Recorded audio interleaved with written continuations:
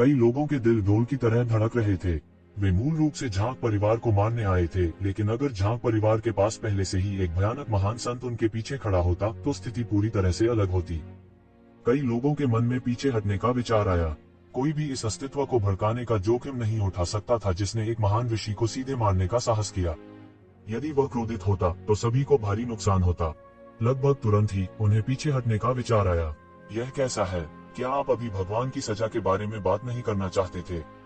येज़ेबेल ने उपहास किया और अपने हाथों को उसकी पीठ के पीछे जोड़कर खड़ा हो गया। पृथ्वी पर उनसे बेहतर तथाकथित देवताओं के सार को समझने वाला कोई नहीं था।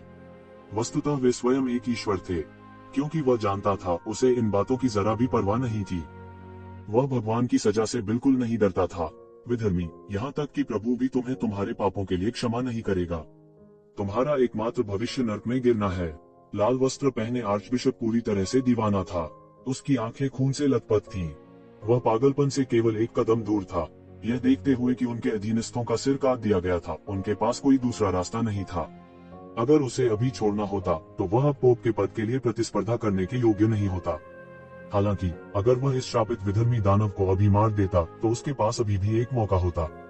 तो क्या हुआ अगर मैं नरक में गिर गया, जैसा कि मैंने अभी अभी कहा? यदि वास्तव में स्वर्ग है, यदि वास्तव में नरक है, तो मैं नरक से स्वर्ग के लिए अपना रास्ता मार डालूंगा। तथाकथित भगवान मेरा क्या कर सकते हैं? येज़ेबेल को बिल्कुल भी परवाह नहीं थी। उन्हें उनके तथाकथित भगवानों की बिल्कुल भी परवाह नहीं थी।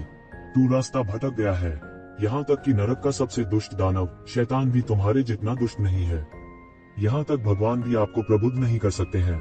लाल पंजे वाले आर्कबिशप ने अपने दांत पीस लिए। एक पल में एक भयानक आभा उसके शरीर से बाहर निकल गई। मूल रूप से वह एक साधारण महान ऋषि साधना के साथ एक साधारण आर्कबिशप था। अब उसकी साधना एक सांस में महान ऋषि लोक के शिखर तक पहुंच गई थी। वह अब इतनी परवाह नहीं कर सकता था। उसने अपने रक्तसार को जला दिया, अपने जीवन की क्षमता को उत्तेजित किया और येज़ेबेल के खिलाफ गया। दूसरी तरफ ग्रेट पैलाडिन इंक्यूबस नाइट पूरी तरह से पागल हो गया था। कार्डिनल की तरह उन्होंने भी अपने सबसे कुलीन अधीनस्थों को बाहर निकाला था, लेकिन उन्हें भारी नुकसान उठाना पड़ा था।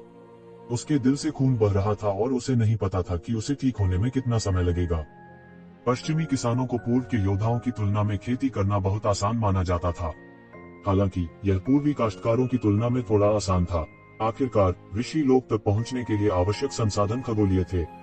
वह मौके पर ही लगभग बेहोश हो सकता था। वह भी अपना आभामंडल समेट रहा था। दोनों पक्ष पूरी ताकत झोंक देंगे। ये नाम का आदमी बहुत शातिर है। उसने दर्जनों सेज पीक विशेषज्ञों का वध किया है। वह पश्चिम की जीवन शक्ति को चोट पहुंचाने वाला है।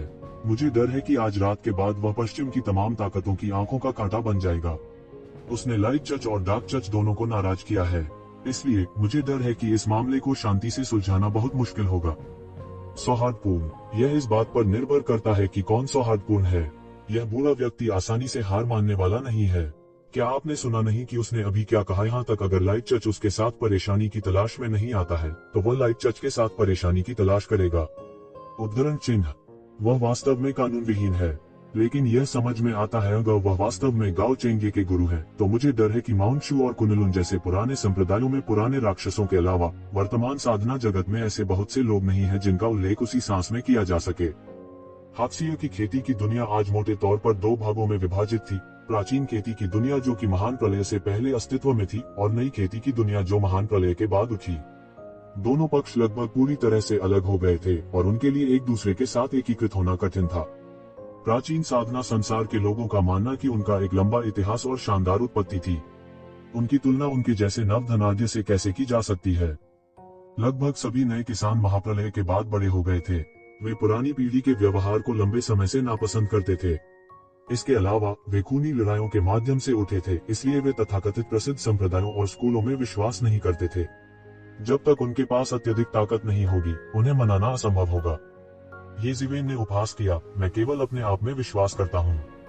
मैं भगवान हूँ। मुझे प्रबुद्ध करने के लिए मुझे यहोवा की आवश्यकता क्यों है? घमंडी, तुम भगवान के बराबर होना चाहते हो। लाल कपड़े पहने आर्चबिशप गुस्से में थे। उसके शरीर पर आभा और भी हिंसक रूप से बढ़ी। उसके शरीर से एक भयानक शक्ति निकली। लाल कपड़े पहने आर्चबिशप की असीम आभा ने येज़ेबेल को ढक लिया। हालांकि येज़ेबेल ने इसकी बिल्कुल भी परवाह नहीं की। यह आभा उन्हें तनिक भी हिला न सकी। आभा का मुख्य उद्देश्य मन को दबाना और एक साधारण व्यक्ति की इच्छा को दूर करना था। हालांकि यक्षविन का दिमाग पहले से ही फौलाद की तरह सख्त था। डराने धमकाने का यह स्तर उसे कैसे डरा सकता है। भगवान ने कहा कि प्रकाश होने दो, इसलिए प्रकाश है। लाल वस्त्र पहने आर्चबिशप का शरीर पवित्र प्रकाश से सराबोर हो उठा। जैसे ही उसने यह कहा, उसके शरीर में पवित्र प्रकाश की सारी शक्ति बह गई, तुरंत अनगिनत सुनहरी रोशनी में बदल गई जो बह गई। वे लगभग तुरंत कानूनों में बदल गए। येशिवेन को जगह में बंद कर दिया। यह भगवान के नियमों की एक श्रृंखला की तरह था जिसने येशिवेन को बांध रखा था। बूढ़े पूर्वज, सावधान रहें। यह पश्चिम की महान भविष्यवाणी तकनीक है। झांग परिवार के एक तेज तर्रार सदस्य ने इसे पहचान लिया और जल्दी से चिल्लाया। हालांकि वह जानता था कि इस स्तर की लड़ाई में उसकी चेतावनी बेकार होगी, वह येशिवेन को याद दिलाने से खुद को रोक नहीं सका। महान भविष्यवाणी तकनीक, कोई आश्चर्य नहीं, येशिवेन ने सिर हिलाते हुए कहा। तो यह पौराणिक महान भविष्यवाणी तकनीक थी। कोई आश्चर्य नहीं। यह कहा गया कि वेटिकन के कई विशेषज्ञ इस महान भविष्यवाणी तकनीक को जानते थे। यह एक बहुत ही अजीब जादुई शक्ति थी। उसने स्वर्ग और पृथ्वी के नियमों को गतिशील करने के लिए पवित्र प्रकाश की शक्ति का उपयोग किया। ऐसा लग रहा था कि उसमें वास्तव में परमेश्वर की आत्मा है। यह अक्सर उन अज्ञानी महिलाओं और बच्चों को धोखा देने के लिए इस्तेमाल किया जाता था, लेकिन युद्ध में इस्तेमाल होने पर इसकी शक्ति भी काफी महान थी। दूसरों के लिए इस कदम से निपटना वास्तव में बहुत कठिन था। इससे निपटना भी बहुत मुश्किल था। यहाँ तक एक महान संत भी केवल इस जादुई शक्ति का विरोध करने का विकल्प चुन सकता था जो सीधे कानूनों की शक्ति का उपयोग करती थी। इसलिए बहुत से लोगों ने महसूस किया कि पवित्र वेटिकन से निपटना बहुत कठिन था। ऐसा इसलिए था क्योंकि उनकी कई जादुई शक्तियां सीधे तौर पर कानूनों के स्तर से जुड़ी थीं। वे इसे पहले नहीं कर सकते थे, लेकिन वे पौराणिक भगवान द्वारा दिए गए पवित्र प्रकाश की शक्ति से ऐसा कर सकते थे। हालांकि यह केवल दूसरों के लिए था। येशिवेन के लिए यह कोई समस्या नहीं थी। कानूनों की शक्ति जो लुढ़क गई वह एक पिंजरे की तरह थी जिसने उसे कुचल दिया, लेकिन वास्तव में वे उसकी तरफ से गिर गए। यह परमेश्वर के नियमों की एक जंजीर की तरह था जो उसके शरीर को बांधने से पहले ही गिर गया। वे कानून जो पवित्र प्रकाश द्वारा बलपूर्वक लपेटे गए थे, येशिवेन को बिल्कुल भी बंद नहीं कर सकते थे। यह कैसे संभव है? महान भविष्यवाणी तकनीक वास्तव में विफल रही। लाल वस्त्र पहने आर्चबिशप के चेहरे पर आश्चर्य का भाव दिखाई दे रहा था। वह विश्वास नहीं कर सकता था कि महान भविष्यवाणी तकनीक जिसे हजारों बार आजमाया और परखा गया था, वास्तव में विफल रही। अगर येशिवेन केवल बलपूर्वक टूट जाती तो यह कोई बड़ी बात नहीं होती। अधिक से अधिक यह साबित होता कि उसका कौशल उतना अच्छा नहीं था जितना कि उसके सामने दानव। हालांकि यह पूरी तरह से अप्रभावी था। क्या हो रहा था? ऐसी स्थिति का उन्होंने पहले कभी सामना नहीं किया था। उनके ज्ञान में महान भविष्यवाणी तकनीक पहले कभी विफल नहीं हुई थी। यह ईश्वर द्वारा दी गई शक्ति थी। यह कैसे विफल हो सकता है? ईश्वर सर्वशक्तिमान का पर्याय था। यह सर्वव्यापी भगवान था। पूर्वी काश्तकारों के विपरीत पूर्वी काश्तकार केवल अपने आप में विश्वास करते थे। इसलिए कृषक जितना अधिक शक्तिशाली होता है, उतना ही अधिक वह तथाकथित ईश्वर के अस्तित्व में विश्वास नहीं करता था। ऐसा इसलिए था क्योंकि उनकी सारी शक्ति उनकी श्रमसाध्य साधना से आई थी। इसका तथाकथित भगवान से कोई लेना देना नहीं था। हालांकि पश्चिमी किसान अलग थे। छोटी उम्र से ही उन्होंने जो शक्ति विकसित की वह सब ईश्वर की कृपा से आई। हालांकि शक्ति के कई स्रोतों में साधना प्रणालियां थीं, वे स्रोत की व्याख्या नहीं कर सके। उदाहरण के लिए, महान भविष्यवाणी तकनीक की जादुई शक्ति पूर्वी साधना प्रणाली में उपलब्ध नहीं थी। यह उस शक्ति से बहुत परे था जो इस स्तर के लोगों के पास होनी चाहिए। इसलिए वे और भी निश्चित होंगे कि ये परमेश्वर द्वारा प्रदान किए गए थे। इसलिए व्यक्ति की साधना जितनी ऊंची होती है, उतना ही अधिक वे अनुभव करते हैं कि तथाकथित परमेश्वर अथाह है। इसलिए वे ईश्वर के अस्तित्व में और भी अधिक विश्वास करेंगे। बस इतना था कि भगवान अवतरित नहीं हुए थे। वास्तव में उनके विचार गलत नहीं थे। दुनिया में भगवान तो थे, लेकिन उनके भगवान अकेले नहीं थे। वास्तव में उसके सामने एक भगवान खड़ा था, लेकिन वे उसे पहचान नहीं सके। इसलिए जब उन्होंने ऐसी अजीब स्थिति का सामना किया तो उनका मस्तिष्क दुर्घटनाग्रस्त हो गया। यह एक ऐसे कंप्यूटर की तरह था जिसमें कुछ तार्किक विरोध था और यह सब एक साथ प्रोसेस नहीं कर सकता था। ईश्वर की शक्ति अपना प्रभाव कैसे खो सकती है? हालांकि येशिवेन के लिए इसे हासिल करना बहुत आसान था। कानूनों के बारे में उनकी समझ पहले ही चौंकाने वाले स्तर पर पहुंच चुकी थी। इन कानूनों के सभी रहस्य उसके नियंत्रण में थे। उनकी ताकत और कमजोरियां भी उनके नियंत्रण में थीं। पश्चिमी काश्तकारों की दृष्टि में ये जादुई गुप्त तकनीकें बहुत रहस्यमयी थीं। उनके सामने कोई रहस्य नहीं था। वह उन्हें एक नजर में देख सकता था। इसलिए यह अजीब गुप्त तकनीक दूसरों के विरुद्ध उपयोगी हो सकती है। उसके लिए यह बहुत आसान था। यह साधारण हमलों जितना असरदार भी नहीं था। भगवान ने कहा, तुम फटे हो जाओगे। उसने शीघ्रता से फिर से महान भविष्यवाणी तकनीक का प्रयोग किया। बढ़ते हुए पवित्र प्रकाश के साथ महान भविष्यवाणी तकनीक डाली गई। लगभग तुरंत ही कानूनों की शक्ति यक्षवेन की ओर बढ़ी। हालांकि यज़बेल एक पल में टूट गई। यक्षवेन को नियंत्रित करने का बिल्कुल भी समय नहीं था। हम महत्वहीन कौशल, क्या तुम मुझे झूठे परमेश्वर के वचन के द्वारा आदेश देना चाहते हो? यज़बेल ने उपहास किया। चुप रहो विधर्मी, तुम नरक में जाओगे। लाल वस्त्रधारी आर्चबिशप गरज उठा। उनका विश्व दृष्टि गिरने वाला था। ग्रेट प्रोफेसी टेक्निक उसके सामने मौजूद ग्रेट दानव का कुछ नहीं कर सकी। क्या सर्वशक्तिमान प्रभु वास्तव में केवल एक झूठा परमेश्वर था? वह सोचकर सिहर उठा। चाहे वह पूरब की खेती हो या पश्चिम की, एक चीज थी जो विश्वास की अपराजयता थी। केवल मार्शल आर्ट की अजेयता में विश्वास करके। बात बस इतनी थी कि पूर्वी काश्तकार केवल खुद पर विश्वास करते थे। उनका मानना कि केवल वे ही सबसे मजबूत और अजेय हैं। हालांकि पश्चिम अलग था। उनका मानना कि ईश्वर अजेय है। धर्मांध भक्तों की आस्था जितनी प्रबल होती है, उनमें दैवीय शक्ति भी उतनी ही प्रबल होती है। लेकिन एक बार जब विश्वास टूट गया, तो यह पूरे कौशल के पतन का कारण बन सकता है।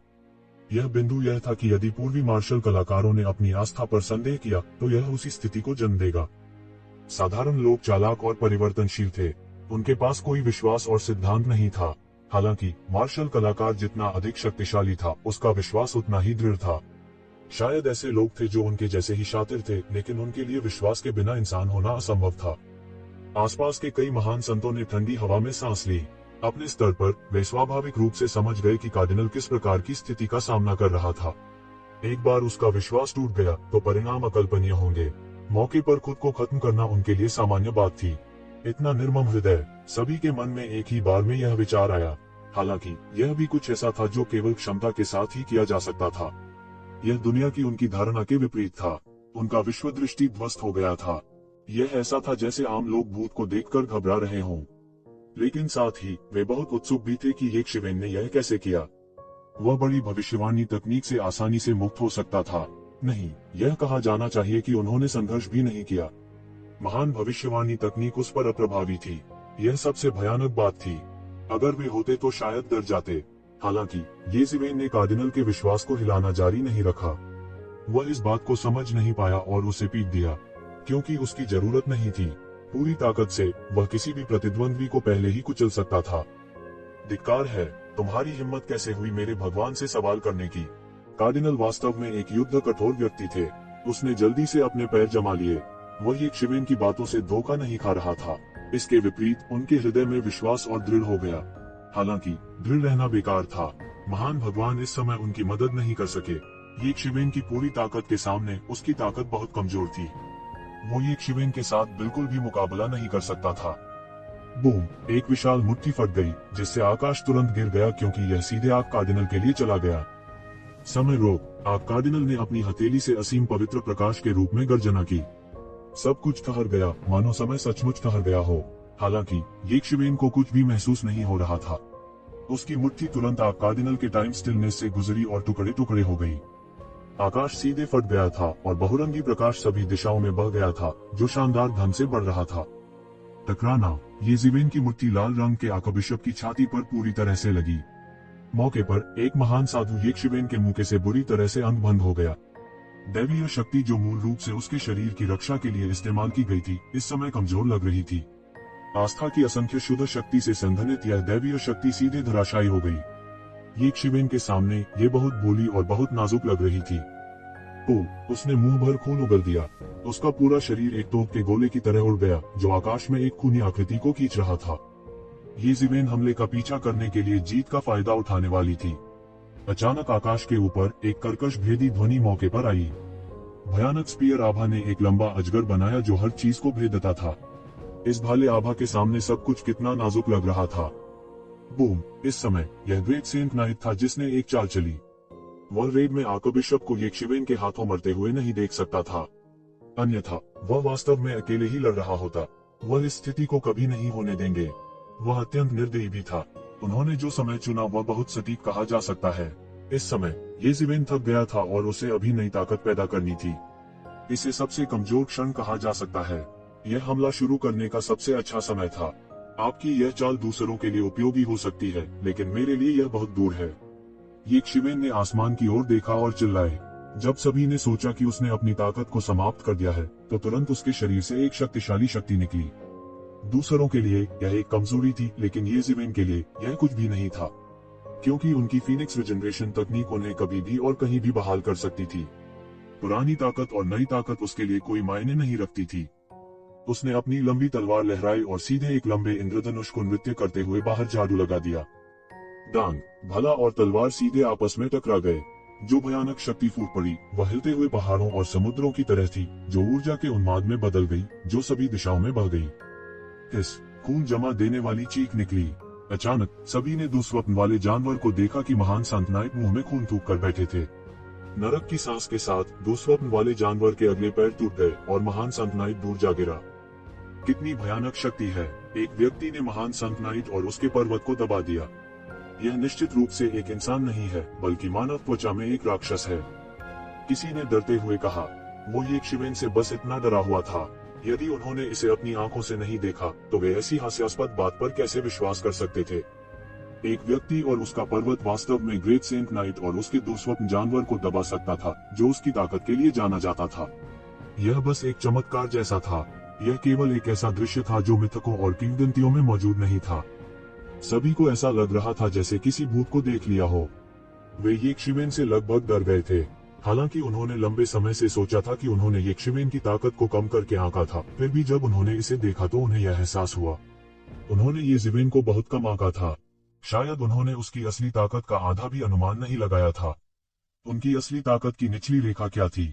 क्या उन्हें दबाने के लिए उन्हें दुनिया के शीर्ष अस्तित्व को आमंत्रित करना पड़ा? बहुत से लोगों के दिल अतुलनीय रूप से जटिल थे, लेकिन अधिक लोगों का पीछे हटने का इरादा था। इतना शक्तिशाली बूढ़ा राक्षस वास्तव में कोई नहीं था जिसकी वे बराबरी कर सकते थे।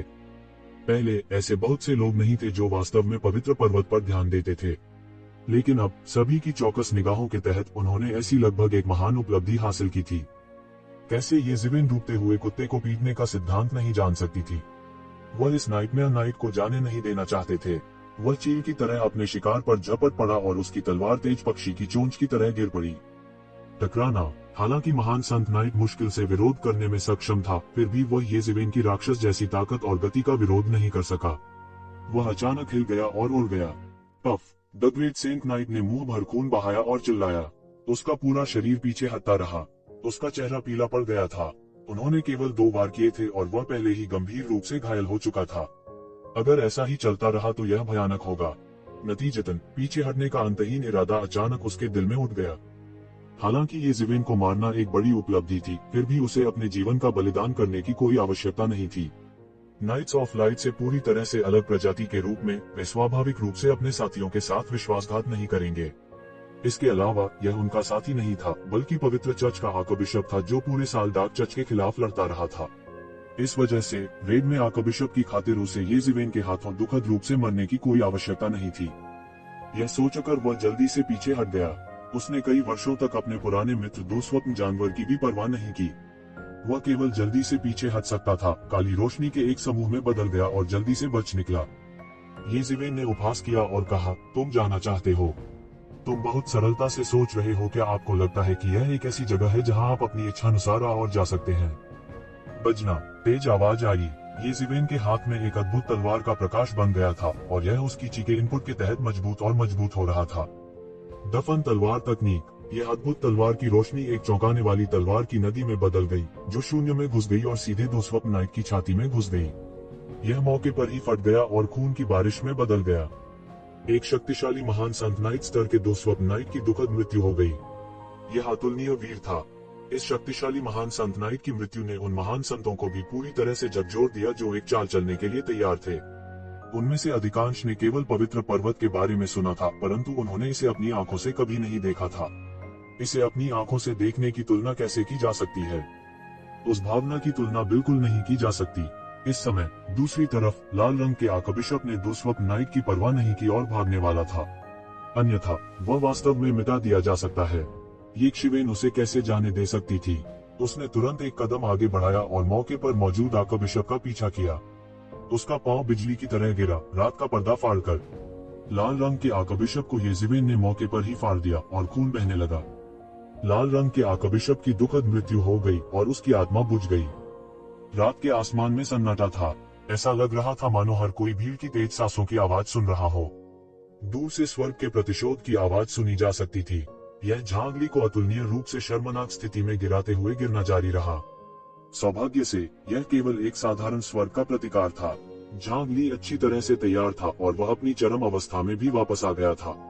इसलिए यद्यपि वह शर्मिंदा था, यह खतरनाक से अधिक कठिन था और उसके जीवन को कोई खतरा नहीं था। लेकिन इस समय वह सबकी निगाहों का केंद्र नहीं था। हवा में तैरती सियान आकृति हर किसी की आंखों का पूरा ध्यान थी।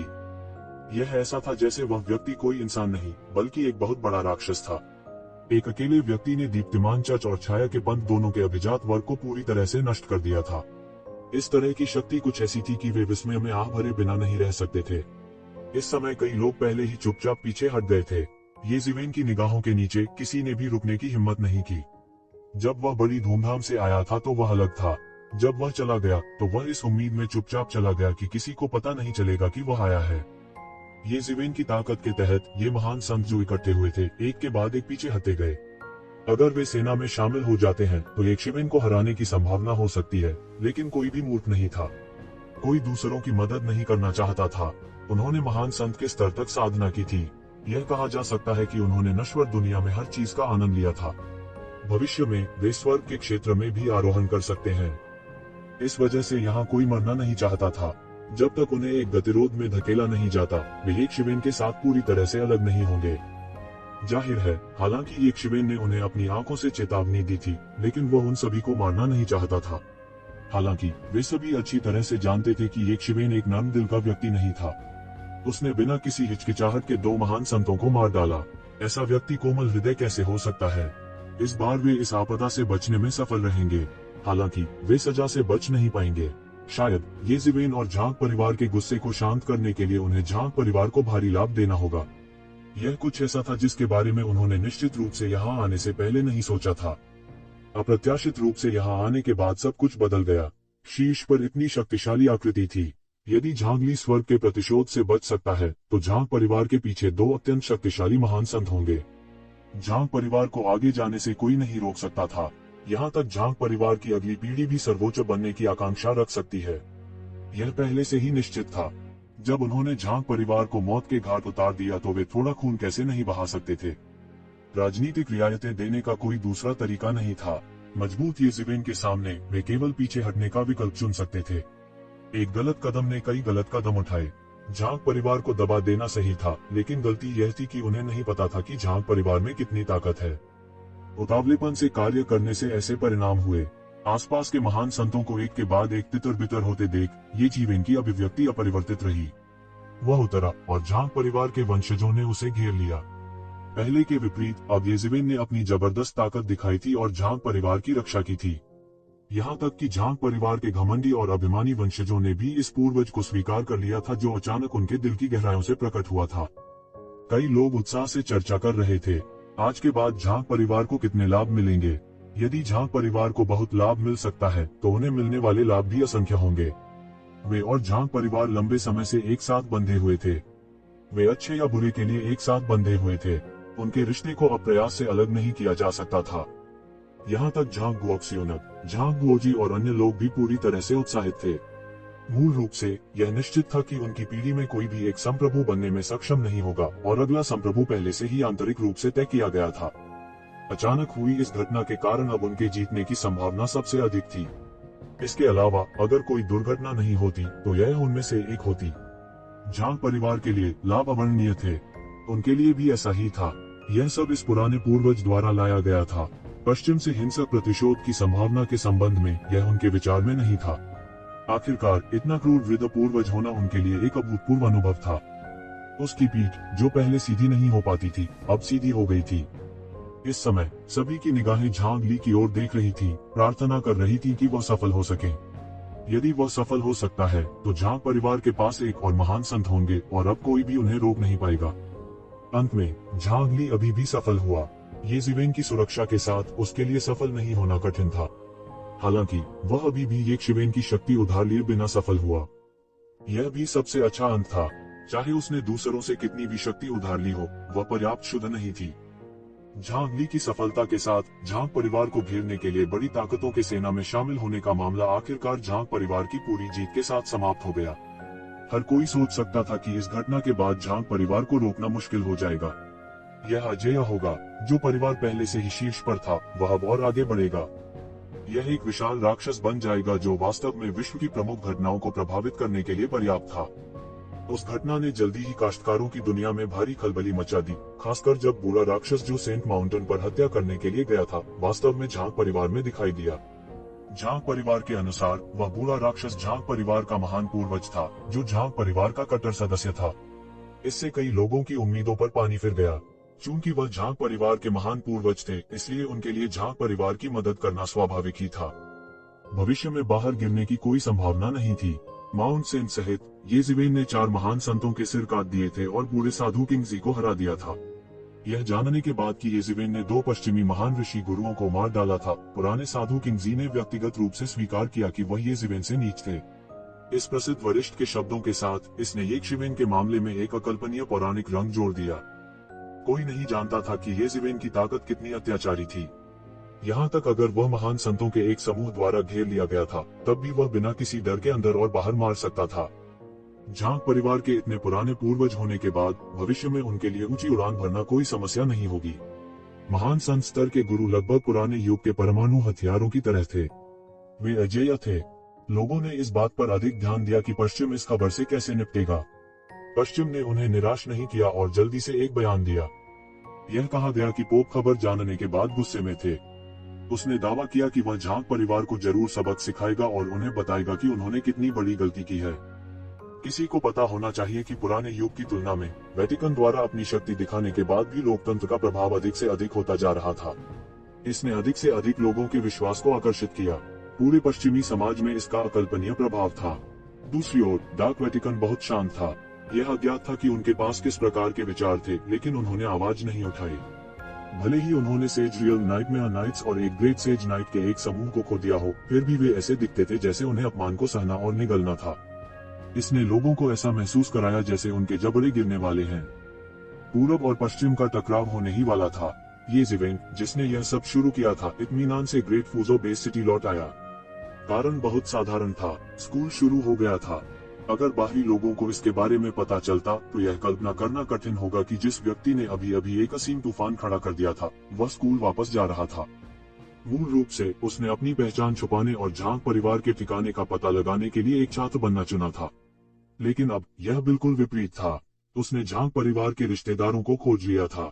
हालांकि उन्होंने पाया कि उनके दिल में गांठ नहीं सुलझी थी। उनके दिल में जुनून अभी भी था। उसने सोचा कि शायद अगर उसने एक सामान्य व्यक्ति के जीवन का अनुभव किया होता तो उसके दिल में ऐसा जुनून नहीं होता। इसलिए हालांकि झांग ली और अन्य लोग समझ नहीं पाए, फिर भी उन्होंने इस रास्ते को चुना। हालांकि उन्होंने यह उम्मीद नहीं की थी कि वान परिवार, जिसके बारे में उन्होंने सोचा था कि समस्या का समाधान हो गया है, उन्हें स्कूल के पहले दिन एक बड़ा आश्चर्य देगा। वह अभी शियाओयुआन बेस सिटी लौटा था जब वान परिवार ने सीधे कैंपस में प्रवेश करने और उसे ले जाने के लिए एक सेना जुटाई। येज़िवेन स्वाभाविक रूप से शांत नहीं बैठेगी और नुकसान नहीं उठाएगी। उन्होंने वान परिवार की सेना की बेरहमी से सफाई की। वह पहले से ही काफी हाई प्रोफाइल थे, इसलिए उन्होंने अब हाई प्रोफाइल होने की परवाह नहीं की। जल्दबाजी में वान परिवार को भी बड़ा नुकसान हुआ। उन्हें उम्मीद नहीं थी कि येज़िवेन राज्य तंत्र के साथ प्रतिस्पर्धा करने की हिम्मत करेगी। उन्होंने राज्य तंत्र को चुनौती देने का साहस किया। बिना किसी तैयारी के उन्हें येज़िवेन ने मौके पर ही सबक सिखा दिया। वान परिवार इस मामले को ऐसे ही कैसे छोड़ सकता था। उन्हें पहले येज़िवेन से हार का सामना करना पड़ा था। इस बार वे उस पर वापस जाना चाहते थे। हालांकि उन्होंने यह उम्मीद नहीं की थी कि उन्हें फिर से एक बड़ा नुकसान होगा, क्योंकि वे गार्ड से पकड़े गए थे। हालांकि इससे पहले कि वे प्रतिक्रिया दे पाते, झांग परिवार का क्रोध भड़क उठा। जल्द ही वान परिवार को ऊपरी इलाकों की सेना ने उखाड़ फेंका। हालांकि हुआजिया में वान परिवार के संरक्षक भी बहुत प्रभावशाली थे, लेकिन वह झांग परिवार के लिए बिल्कुल भी मेल नहीं खाते थे। अब सभी प्रमुख ताकतें झांग परिवार से परहेज कर रही थी। झांग परिवार के मामलों में दखल देने की हिम्मत कौन करेगा? झांग परिवार के वज्रपात के हमले के सामने वान परिवार के पास वापस लड़ने की क्षमता नहीं थी। यहाँ तक झांग ली, जो लंबे समय से बाहर नहीं आए थे, व्यक्तिगत रूप से बाहर आए। स्वाभाविक रूप से वान परिवार भागने में असमर्थ था। सब लोग बहुत हैरान हुए। हालांकि वान परिवार को शक्तिशाली माना जाता था, लेकिन किसी भी मामले में झांग ली, जो अब सुर्खियों में था, व्यक्तिगत रूप से बाहर आने के लिए पर्याप्त नहीं था। इसके अलावा वह बड़े गुस्से के साथ आया था। झांग परिवार के आक्रमण के तहत वान परिवार को तुरंत उखाड़ फेंका गया। एक रात में जैसे बर्फ पिघल रही थी, निशान नहीं बचा था। भले ही इससे लोगों को दबंग होने का आभास हो, लेकिन झांग ली ने परवाह नहीं की। झांग परिवार को अपनी प्रतिष्ठा स्थापित करने की जरूरत थी। उनके पूर्वजों को बाहर अपमानित होने देना और भी असंभव था। कोई नहीं जानता था कि झांग परिवार के इस तरह के गुस्से का कारण हाई स्कूल के इस प्रतीत होने वाले असंगत छात्र के कारण था। मूल रूप से 8वीं हाई स्कूल में सभी ने सोचा था कि एक शिवेन को वान परिवार द्वारा दूर ले जाया जाएगा। किसने सोचा होगा कि एक पल में सब कुछ बदल गया, जिससे उन्हें ऐसा महसूस हुआ जैसे समुद्र शहतूत के खेतों में बदल गया हो। शक्तिशाली वान परिवार भी एक रात में उखड़ गया। बेशक उनके लिए यह अमरों के बीच लड़ाई की श्रेणी में था। यह कुछ ऐसा नहीं था जिसे वे समझ सकते थे। वे सब जान और समझ सकते थे कि ये जीवन की किस्मत कितनी अच्छी थी कि उसने उसे भागने दिया। 8वीं हाई स्कूल के परिसर में येज़िवेन एक किताब को गले लगाकर एक पेड़ के नीचे बैठी थी। वह कुछ सोच रहा था। अचानक घास के बीच से उसके सामने कदमों की आहट आई। यह जानने के लिए उसे अपनी आंखें खोलने की आवश्यकता नहीं थी कि वह कौन था। शाओ युकिन और डॉन के अलावा और कौन हो सकता है। शाओ युकिन और डॉन ने गारंटी दी थी कि वे वान परिवार को दबा सकते हैं, लेकिन अंत में वान परिवार ने फिर भी उन्हें निशाना बनाया। शाओ युकिन के चेहरे पर इस समय पहले से ही एक शर्मिंदगी थी, खासकर इसलिए क्योंकि उसने येज़िवेन से किए गए वादे को पूरा नहीं किया। अगर इस बार येज़िवेन का सौभाग्य और वान परिवार का अचानक पतन नहीं होता, तो उसे ये नहीं पता होता कि वो येज़िवेन का सामना कैसे करे। हालांकि वह स्वाभाविक रूप से नहीं जानती थी कि येज़िवेन के सौभाग्य की तरह सरल नहीं था। यहाँ तक वान परिवार के विनाश का उससे गहरा संबंध था। यह निश्चित रूप से सौभाग्य जितना सरल नहीं था। हालांकि येज़िवेन समझाने की जहमत नहीं उठा सकती थी। उन्हें भी नहीं पता था। येज़िवेन का इरादा उन्हें दोष देने का नहीं था।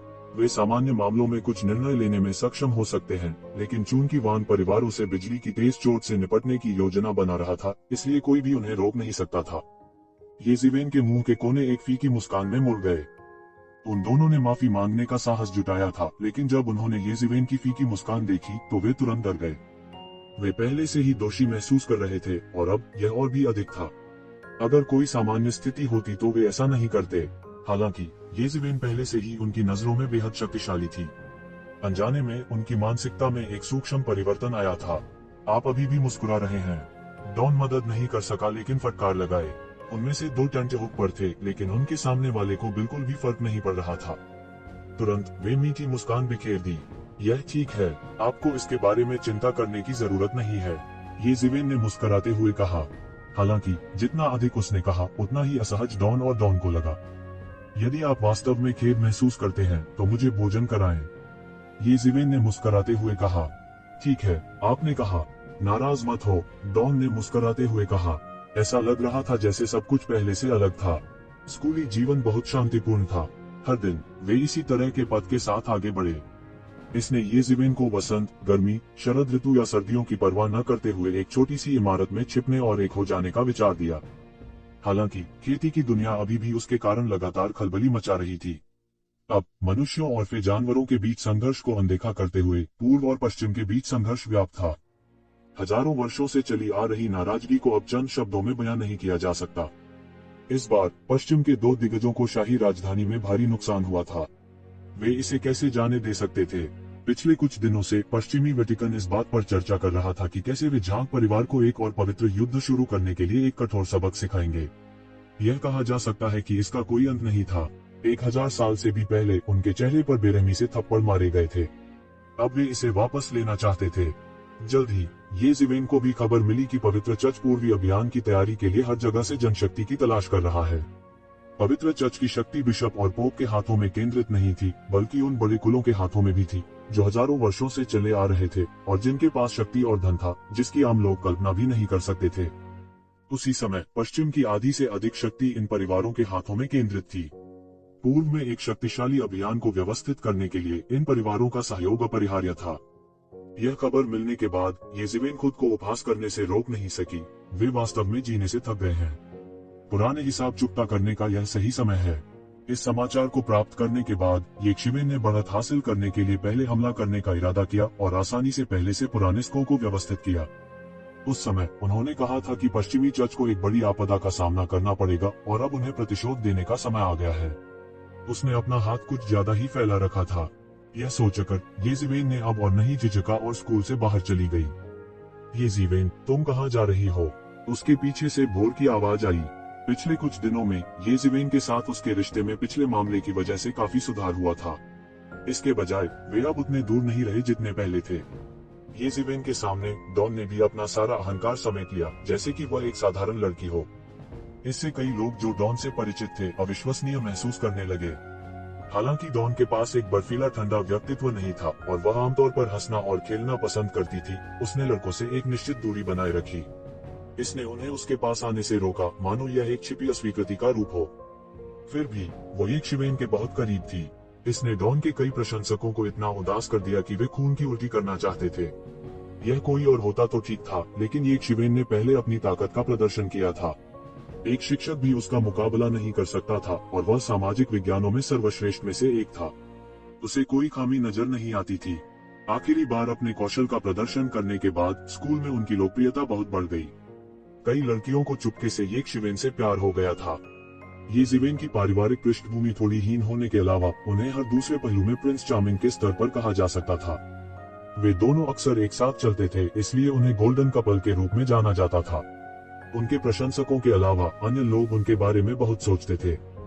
हालांकि उनका रिश्ता कुछ ऐसा था जो केवल उन दोनों को ही सबसे अच्छा पता था। येज़ेबेल को आगे समझाने की जहमत नहीं उठाई जा सकती थी। जहां तक का सवाल है, किसी अज्ञात कारण से वह स्पष्टीकरण देने के लिए प्रकट नहीं हुई। इससे गलतफहमी और गहरी हो गई। चलो घर चलते हैं, मुझे कुछ काम है, येज़ेबेल ने कहा। यह 1000 साल पहले से अलग था। स्कूल अब अधिक खुले थे। जब तक कोई अपने क्रेडिट को अधिकतम करता है, अन्य आवश्यकताएं अधिक नहीं होती हैं। छात्रों का स्कूल में रहना भी जरूरी नहीं था। ओह, डॉन ने कहा, मेरे पास मूवी के 2 और टिकट हैं। ट्रांसफॉर्मर 526। मैं पूछना चाहता हूं कि क्या आपके पास समय है? भोर ने अपने निचले होंठ को काट लिया और उसने येज़ेबेल को एक शर्माते हुए चेहरे के साथ देखा। उसकी चमकदार आंखों की जोड़ी ने येज़ेबेल को देखा और हालांकि वह थोड़ी शर्मीली थी, लेकिन वह शर्मीली नहीं थी। क्या इस मूड को समझने से पहले मुझे इसे इतना स्पष्ट करने की आवश्यकता है? येज़ेबेल ने अपने दिल में हल्की सांस ली। प्यार के मामले में वह नौसिखिया नहीं था, तो डॉन के विचारों को वह कैसे नहीं समझ सका। हालांकि वह थोड़ा झिझक रहा था। बेशक मेरे पास समय है, मेरे वापस आने की प्रतीक्षा करो। येज़ेबेल ने लगभग तुरंत ही अपना निर्णय ले लिया। तो यह तय हो गया है। एक सकारात्मक उत्तर प्राप्त करने के बाद डॉन ने तुरंत एक उज्जवल और सुंदर मुस्कान प्रकट की। पीछे मुड़कर देखना और एक मुस्कान 100 आदमियों को आकर्षित करने के लिए काफी थी, और बस इतना ही। बेशक येज़ेबेल घर नहीं लौटी। स्कूल छोड़ने के बाद उन्होंने अपनी साधना शक्ति का एक हिस्सा अपनी अंगूठी से निकाल लिया और एक महान संत के रूप में परिवर्तित हो गए। उसने अपने प्रकाश के पंख फैलाए और तुरंत उड़ गया।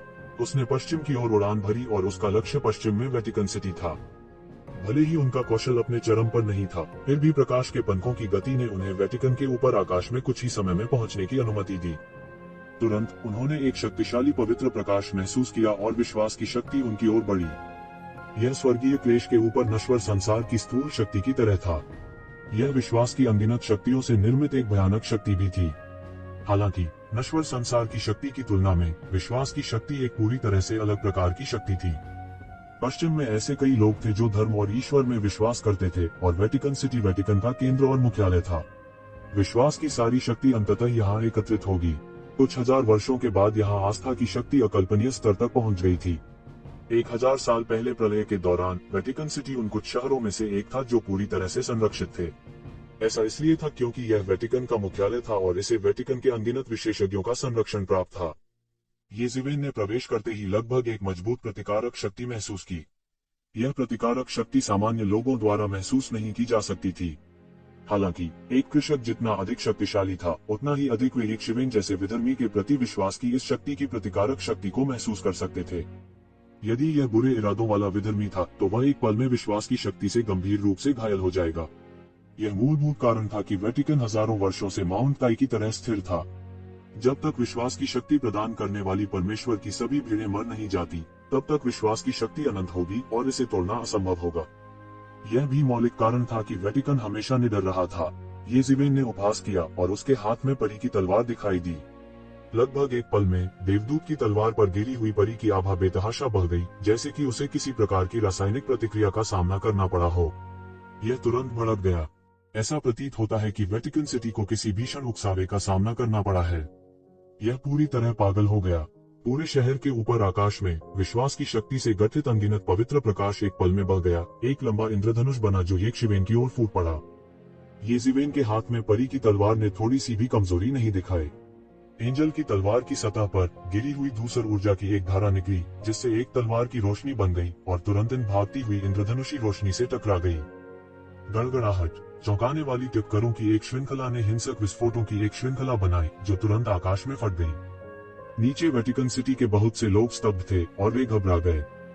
हालांकि वेटिकन सिटी चर्च का शहर था, फिर भी यहाँ हर साल बहुत से लोग आते थे और बहुत से पर्यटक आते थे। वे साधारण लोग ही थे, हालांकि उनके पास कुछ मार्शल आर्ट थी। अंत में उन्होंने ऐसा चौंकाने वाला दृश्य कभी नहीं देखा था, खासकर जब से यह प्रसिद्ध पवित्र शहर था। यहाँ किस तरह के राक्षसों और भूतों ने गुस्ताखी करने की हिम्मत की। भले ही डाक पोप व्यक्तिगत रूप से आए, वे यहाँ मर जाएंगे। कई लोगों ने तुरंत ऊपर देखा और ऐसा चौंकाने वाला दृश्य देखा। आकाश में शून्य में दिखाई देने वाले 12 पंखों वाले देवदूत की एक स्पष्ट छवि थी। यह पौराणिक परी की छवि थी। हालांकि यह सामान्य स्वर्गदूतों से अलग था कि इसकी पीठ के पीछे के पंख बर्फ सफेद नहीं थे, बल्कि गहरे भूरे रंग के थे। उसके बाल भी गहरे भूरे रंग के थे और उसका पूरा शरीर गहरे भूरे रंग का था। जो लोग वेटिकन आ सकते थे वे या तो पादरी थे या ऐसे लोग जिन्हें मिथकों की कम से कम कुछ समझ थी। स्वाभाविक रूप से वे इस बारे में बहुत स्पष्ट थे कि गहरे भूरे पंखों वाले देवदूत का क्या मतलब है। यह पौराणिक गिरे हुए स्वर्गदूत थे जिन्होंने देवताओं के साथ विश्वासघात किया था। कई लोगों को लगा जैसे वे पागल हो रहे हैं। ऐसा लगा जैसे उन्होंने कोई भूत देख लिया हो। हालांकि बहुत से लोगों का देवताओं में दृढ़ विश्वास था और उन्होंने कई चमत्कार देखे थे, फिर भी उन्होंने एक वास्तविक देवदूत को कभी नहीं देखा था। कहने की बात नहीं है, पौराणिक गिरे हुए स्वर्गदूत स्वर्गदूतों से भी दुर्लभ थे। क्या ऐसा हो सकता है कि मिथक और किंवदंतियां फिर से दुनिया में लौटने वाली हों? अन्यथा वेटिकन सिटी के ऊपर आकाश पर हमला करने वाला एक देवदूत क्यों होता? हे भगवान, क्या मैंने इसे गलत देखा? मैंने इसे गलत देखा होगा, अन्यथा मैं एक गिरी हुई परी को कैसे देख सकता था? शून्य से जोर की चीख आई, तुम्हारी हिम्मत कैसे हुई? किंवदंती यह थी कि स्वर्ग में सबसे सुंदर और शक्तिशाली दूत लूसीफर ने 1/3 स्वर्गदूतों को पवित्र पुत्र के खिलाफ विद्रोह करने के लिए प्रेरित किया था। अंत में सभी विद्रोहियों को नरक में गिरा दिया गया। यह पतित देवदूत का मूल था, लेकिन साथ ही पतित देवदूत भी पवित्र चर्च का निषेध था। केवल डार्क चर्च ने पतित स्वर्गदूतों की पूजा की। क्या ऐसा हो सकता है कि डार्क चर्च के लोगों ने यहाँ अपना रास्ता मार लिया हो? बहुत से लोग चौंक गए। हाल के वर्षों में डार्क चर्च की गतिविधियां अधिक से अधिक सार्वजनिक हो गई थीं। क्या ऐसा हो सकता है कि डार्क चर्च ने बड़े पैमाने पर हमला किया हो? बहुत से लोग हैरान और डरे हुए थे। यदि वास्तव में दोनों सेनाओं के बीच युद्ध होता तो यह उनके जैसे सामान्य लोगों के लिए एक आपदा होती। उन्होंने डार्क चर्च की क्रूर प्रतिष्ठा के बारे में भी सुना था। जब उन्होंने पतित देवदूत को देखा तो वे कैसे नहीं डर सकते थे? हालांकि बहुत से लोग अभी भी डरे हुए थे, वे उत्सुक भी थे। द फॉलन एंजल, जो केवल किंवदंतियों में दिखाई दिया था, वास्तव में वेटिकन के पवित्र शहर में दिखाई दिया था। यह बड़ी खबर थी। कई लोगों ने इसका सीधा प्रसारण करने के लिए अपने मोबाइल फोन भी चालू कर दिए। हालांकि उन्होंने जल्द ही पाया कि सिग्नल जाम हो गया था। वे कुछ भी रिकॉर्ड नहीं कर सके, इसे प्रसारित करना तो दूर की बात है। इस तरह की टक्कर में सभी इलेक्ट्रॉनिक सिग्नल तुरंत शून्य में बदल गए। बोल्ड फॉलन एंजल, पवित्र शहर में आपकी हिम्मत कैसे हुई?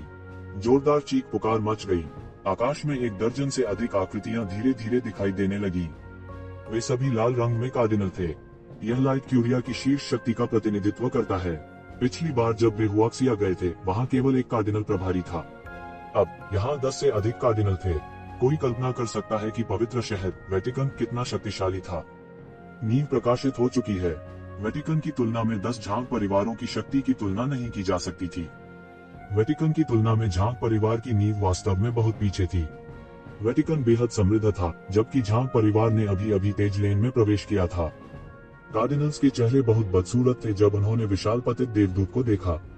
इस दिन और उम्र में वास्तव में कोई था जिसने पवित्र चर्च वेटिकन के मुख्यालय पर सीधे हमला करने का साहस किया।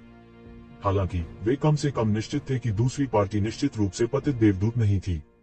क्या मजाक! हालांकि उनका विश्वास दृढ़ था। वे इन सभी वर्षों में कार्डिनल बन गए थे और उन्होंने कभी भी एक तथाकथित देवदूत को नहीं देखा था। एक तथाकथित पतित देवदूत की तो बात ही छोड़ दीजिए। क्या मजाक! उनकी उपस्थिति को देखते हुए आकाश में फॉलन एंजल शैडो ने एक भयावह मुस्कान दिखाई। एक कदम आगे बढ़ाते हुए एम्बर से संबंधित ऊर्जा और भी अधिक उग्र हो गई क्योंकि यह बाहर की ओर तरंगित हुई। आकाश अचानक फट गया। यह पता चला कि पतित परी जीवन में वापस आ गई थी। एक शक्तिशाली बल ने शून्य को हिला दिया और एक मुट्ठी अचानक नीचे गिर गई।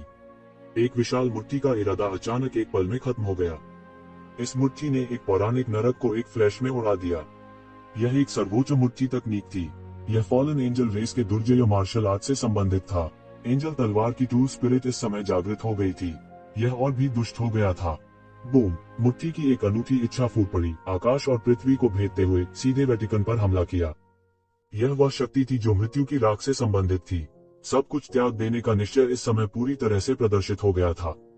गड़गड़ाहट। वेटिकन के ऊपर आसमान में फिस्ट एंड ब्लास्ट के रूप में एक हिंसक विस्फोट सुना गया था। फिर विश्वास की शक्ति की असंख्य मात्रा एक पल में फूट पड़ी। इस दुर्जय मुट्ठी के इरादे ने लगभग भौतिक नरक को बाहर रोक दिया। दूर से आसमान कांपता हुआ महसूस कर सकता था। आसपास की जमीन अचानक उखड़ गई थी। ऐसा लग रहा था मानो वह उस भयानक शक्ति के दबाव को सहन नहीं कर पा रहा हो। उस रहस्यमयी शक्ति के प्रभाव से कुचले हुए पत्थर आकाश में सर्वत्र उड़ रहे थे। ऐसा लग रहा था मानो कयामत का दिन आ गया हो। दूर से देखने पर यह नजारा और भी चौंकाने वाला था। उज्जवल और सुनहरा वेटिकन एक पौराणिक स्वर्ग जैसा था। मंद मंद भजन गाए जा रहे थे और अनगिनत देवदूत आकाश में फड़फड़ा रहे थे। ऐसा नहीं था कि वे चीजें देख रहे थे। इसके बजाय ये स्वर्गदूत अनगिनत लोगों के विचार थे। अनगिनत वर्षों के बाद वे स्वर्गदूतों में परिवर्तित हो गए थे। वे आमतौर पर वेटिकन में हर जगह छिपे रहते थे, लेकिन अब वे सभी एक झटके में प्रकट हो गए थे। वे जोर जोर से जप कर रहे थे, हर सुंदर चीज की प्रशंसा कर रहे थे। यह वास्तव में पौराणिक स्वर्ग से अलग नहीं था। यह पवित्र और विशाल था। और स्वर्ग के ऊपर वह नरक टूट कर गिरा। आकाश में अंतहीन बुराई और शैतानची उठ रही थी। भीतर से विलाप करने वाले दैत्यों की लहरें आई, सबको बता रही थी कि यह एक अंतहीन नरक है। हर कोई यहाँ से शक्तिशाली दुष्ट शक्ति को देख सकता था। अनगिनत शक्तिशाली काले जानवर दहाड़ते हैं। उनके आंकड़े थोड़े स्पष्ट थे और यह बेहद भयानक था। स्वर्ग और नरक का टकराव अंतहीन था। स्वर्ग और नरक पृथ्वी पर प्रकट हो चुके थे। ऐसा दृश्य बेहद चौंकाने वाला था। बहुत से डरपोक और ईमानदार लोग पहले ही जमीन पर घुटने टेककर प्रभु से क्षमा की भीख मांगते हुए प्रार्थना कर चुके थे। हालांकि उन्हें नहीं पता था कि उन्हें माफ करने की क्या जरूरत है। बूम! एक और जोर की दहाड़ सुनाई दी। सभी ने केवल यह देखा कि आकाश में प्रतीत होने वाला अंतहीन नरक अचानक बिखर गया। अनगिनत हाउलिंग राक्षस एक पल में पूरी तरह से चूर चूर हो गए, पूरी तरह से नरक के साथ साथ राख में बदल गए। स्वर्ग जीत गया है। निश्चित रूप से बुराई न्याय को नहीं हरा सकती। भगवान वास्तव में अजेय हैं। मैं पापी हूँ। मुझे वास्तव में संदेह था कि क्या भगवान अभी जीत सकते हैं। मैं वास्तव में मरने के लायक हूँ। इविल फॉलन एंजल, पीड़ित होने के लिए अपने नरक में वापस जाओ। आकाश में शैतानची तुरंत पवित्र प्रकाश द्वारा शून्य में बदल गया। शापित पतित देवदूत, मरो! अचानक एक जोर की गर्जना सुनाई दी। सभी ने केवल यह देखा कि दर्जनों शक्तिशाली लाल पहने वाले आर्कबिशप सेना में शामिल हो गए और पवित्र प्रकाश की एक विशाल किरण को विस्फोट कर दिया। किरण आकाश में चुप गई और तुरंत आकाश में पतित देवदूत की ओर बढ़ी। बूम! जहां जहां से वह गुजरा वह बिखर गया और अराजकता में बदल गया। हालांकि प्रकाश की यह विशाल किरण आकाश से गुजरी और शक्तिशाली पतित देवदूत बिना किसी निशान के गायब हो गया। क्या चल रहा है? वह दुष्ट पतित देवदूत कहाँ है? क्या चल रहा है? वह अचानक कैसे गायब हो गया? वह शैतान पतित देवदूत मर चुका होगा। उसकी हिम्मत कैसे हुई वेटिकन के पवित्र शहर में प्रकट होने की? बहुत से लोग हैरान थे, लेकिन वे एक के बाद एक कोसने लगे। यह ऐसा था मानो पतित देवदूत को कोसने से उन्हें प्रभु की स्वीकृति प्राप्त करने और स्वर्ग में चढ़ने की अनुमति मिल जाएगी। हालांकि उन लाल वस्त्रों वाले आर्चबिशप को इतनी आसानी से मूर्ख नहीं बनाया गया था। वे बस विश्वास नहीं करते थे कि तथाकथित पतित देवदूत प्रकट हुए थे। क्या मजाक! उन्होंने पहले कभी किसी देवदूत को देखा भी नहीं था। पतित देवदूत की तो बात ही छोड़िए। पतित देवदूत को नियंत्रित करने वाले पर्दे के पीछे कुछ बल होना चाहिए। शैतान क्यूई का अभी अभी गायब होना बहुत असामान्य था। जब पवित्र प्रकाश द्वारा सभी शैतान क्यूई को धो दिया गया तो नीला आकाश साफ हो गया। अचानक उन्हें अपने सामने एक आकृति खड़ी मिली। यह सियान लबादा पहने एक युवक था जो बीच हवा में खड़ा था। अचानक वे सतर्क हो गए। उनका मानना कि भले ही महान पतित देवदूत वास्तव में मौजूद हों, वे इसे विस्फोट करने में सक्षम होंगे और सभी दुष्ट अस्तित्वों का सफाया कर देंगे। हालांकि यह पूर्वी युवक अभी भी इस तरह की शक्ति के तहत आकाश में लंबा खड़ा होने में सक्षम था। स्वाभाविक रूप से वे अच्छी तरह जानते थे कि इसका क्या अर्थ है। आप कौन है? लाल वस्त्र पहने एक आर्चबिशप ने पूछा। येज़ेवेन ने उपहास किया और कहा, क्या तुमने मेरे साथ परेशानी का पता लगाने के लिए पूर्व में एक अभियान पर जाने की योजना नहीं बनाई थी? अब तुम्हें पूर्व में एक अभियान पर जाने की आवश्यकता नहीं है। मैं यहाँ हूँ। आप झांग परिवार के हैं। झांग रूई। इस समय लाल वस्त्र वाले आर्कबिशप में से एक को अचानक याद आया। क्या यह पौराणिक महान दानव नहीं था कि वे पूर्व की ओर एक अभियान पर जाना चाहते थे? सौभाग्य से परमधर्मपीठ शक्तिशाली था। हालांकि झांग परिवार में बहुत से लोग नहीं जानते थे कि येज़ेवेन झांग रूई थे। आखिरकार यह कुछ ऐसा था जो बहुत समय पहले हुआ था, लेकिन फिर भी उन्होंने इसका पता लगाने के तरीके खोजे। हालांकि भले ही वे यह जानते हो, यह बेकार होगा। वे येज़ेवेन के वास्तविक अनुभव को कभी नहीं जान पाएंगे। तुम दानव, तुम्हारी हिम्मत कैसे हुई वेटिकन में आने की? एक शक्तिशाली लाल वस्त्रधारी आर्चबिशप पूरी तरह से पागल हो गया।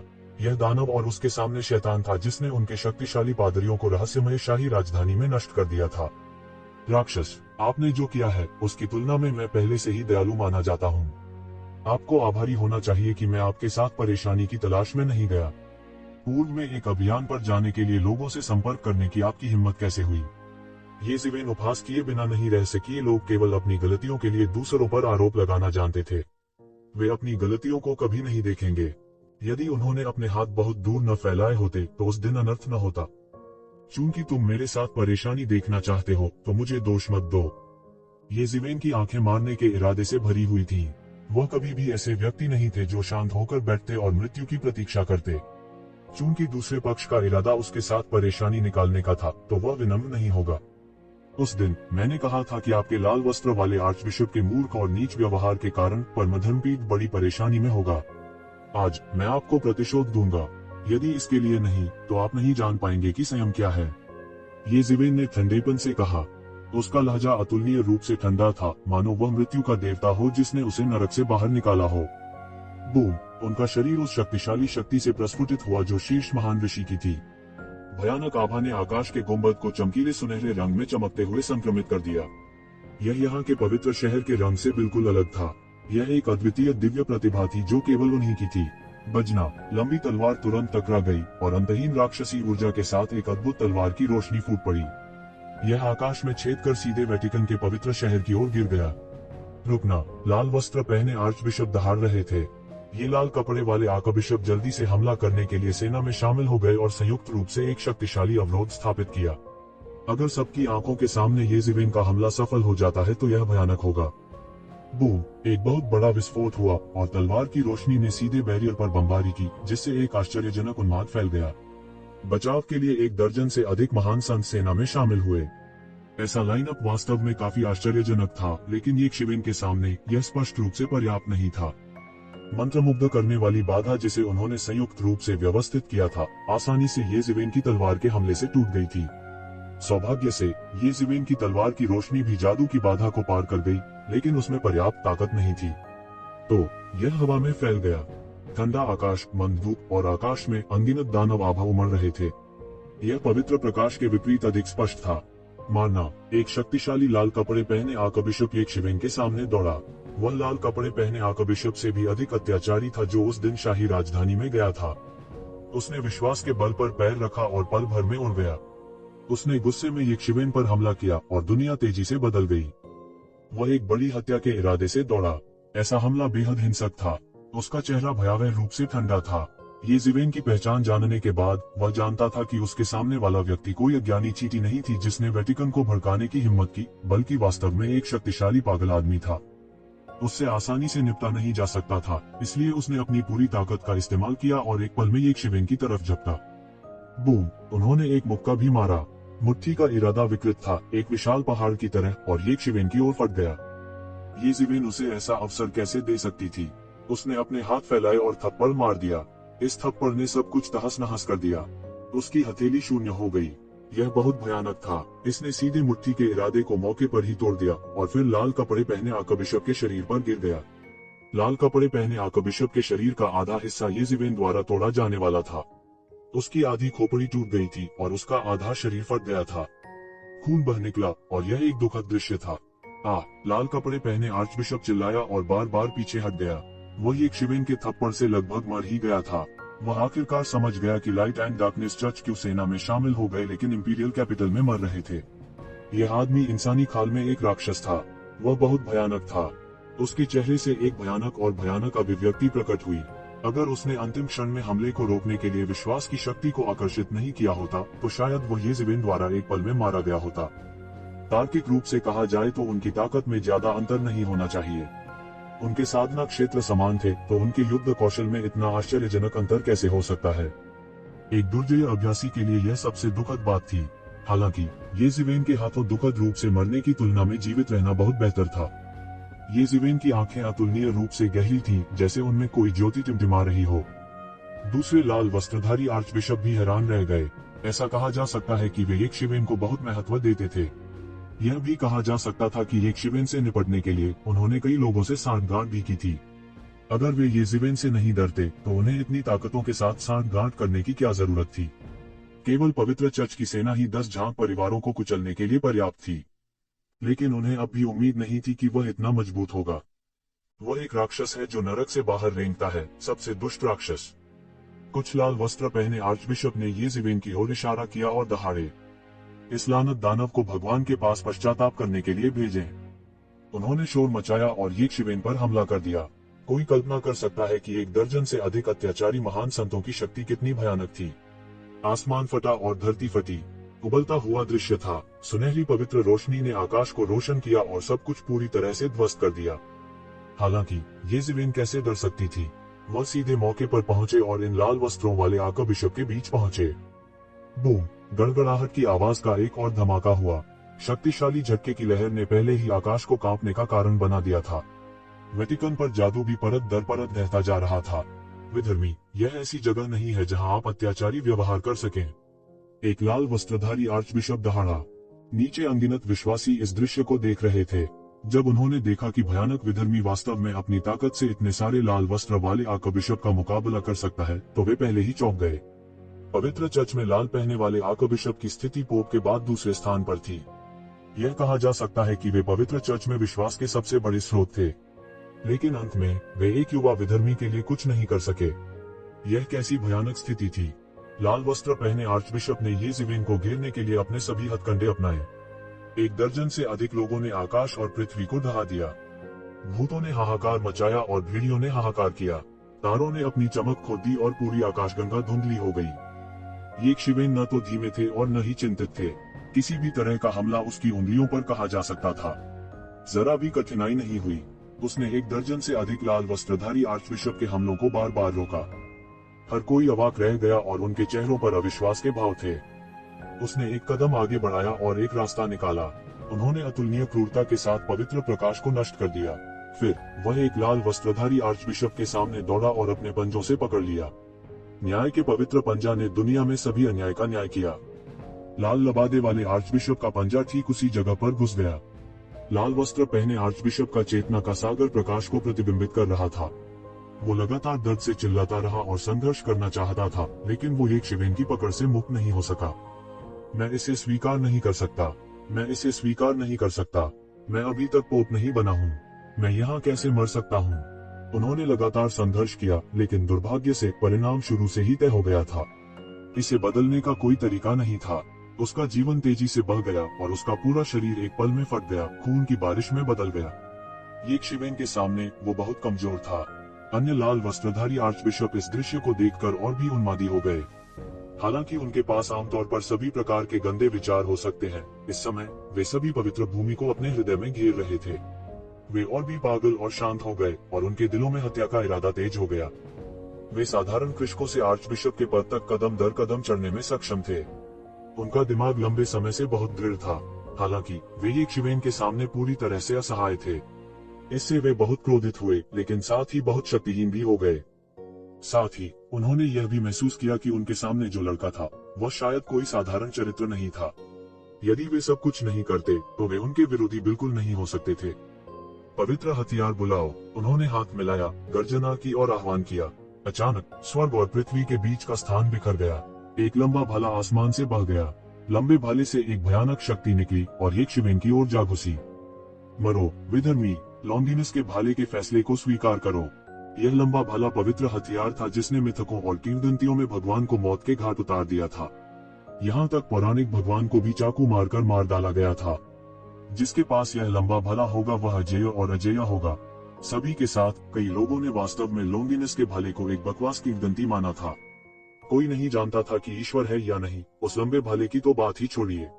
लेकिन अब वेटिकन ने सभी को यह बताने के लिए नंगे तथ्यों का इस्तेमाल किया था कि पौराणिक लंबे भाले का अस्तित्व था। लोंगिनस का भाला जंग लगा हुआ था, ठीक लोहे से बने लंबे भाले की तरह। यदि यह शक्तिशाली शक्ति के लिए नहीं था तो शायद कोई कल्पना नहीं कर सकता था कि यह वेटिकन का पौराणिक पवित्र हथियार था। इसके अलावा लोंगिनस का यह भाला बहुत शक्तिशाली था। यह ऐसा कुछ नहीं था जिसे आम लोग नियंत्रित कर सकते थे। यहाँ तक लाल वस्त्र धारण करने वाले आर्चबिशप को भी इस पवित्र हथियार को बुलाने के लिए सेना में शामिल होना पड़ा। बजना महत्वपूर्ण क्षण में येज़िवेन ने अपना हाथ उठाया और इस पवित्र भाले के अचानक हमले को रोक दिया। एक नजर में उसने देखा कि इस पवित्र भाले की गुणवत्ता देवदूत की तलवार से कम नहीं थी। हालांकि यह कोई दैवीय उपकरण नहीं था, फिर भी उसे डर था कि इसकी भी एक महान उत्पत्ति थी। वेटिकन के पौराणिक भगवान यदि वे वास्तव में अस्तित्व में थे तो शायद बहुत शक्तिशाली व्यक्ति थे। लेकिन इस समय येज़िवेन इस पर ध्यान देने के मूड में नहीं थी। पवित्र भाले को दूर ले जाने के बाद उसने तुरंत पलटवार किया और एक बड़ा कदम आगे बढ़ाया। दफन तलवार तकनीक। तलवार प्रकाश विशाल आकाश को पार कर गया और स्वर्ग की तिजोरी को भेदते हुए आकाश में चढ़ गया। यह जितना लंबा लड़ा उतना ही बड़ा होता गया। यह एक छोटे से पहाड़ की तरह था और फिर यह लोंगिनस के भाले पर फटा और फूटा। टकराना। पृथ्वी को चकनाचूर करने वाली टक्कर के साथ स्वॉर्ड ऑफ एंजल्स और स्पीयर ऑफ लोंगिनस में भयंकर टक्कर हुई। भयानक लहरें जो सीधे उठी थी दूर के पहाड़ों को उड़ा ले गईं। कोई नहीं जानता था कि नीचे वेटिकन सिटी के जादू की कितनी परतें टूट चुकी हैं। यह बस दुनिया का एक महान हथियार था। थम थम थम। येज़िवेन कुछ कदम पीछे हटी। हालांकि स्वॉर्ड ऑफ एंजल्स की अधिकांश ऊर्जा उसके द्वारा आपूर्ति नहीं की गई थी, फिर भी उसके शरीर पर पीछे हटने का बल टूट गया। इसने उसे कुछ कदम पीछे कर दिया और उसकी छाती भरी हुई महसूस हुई। यह पहली बार था और वह थोड़ा शर्मिंदा दिखे, लेकिन उसकी तुलना में लाल कपड़े पहने आर्चबिशप और भी दयनीय थे। उन्होंने मुंह भर खून उगल दिया और उड़ते हुए भेजे गए। उनमें से केवल एक दर्जन ही बमुश्किल लोंगिनस के भाले को संचालित कर सके। यह कहा जा सकता है कि यह पहले से ही बहुत कठिन था। येज़िवेन के साधनों के बिना वे तुरंत येज़िवेन द्वारा घायल हो गए। इस समय आकाश में लोंगिनस के भाले का प्रकाश धीरे धीरे मंद हो गया। यह लंबे समय से इस्तेमाल नहीं किया गया था और हथियार की भावना को जगाने का समय नहीं था।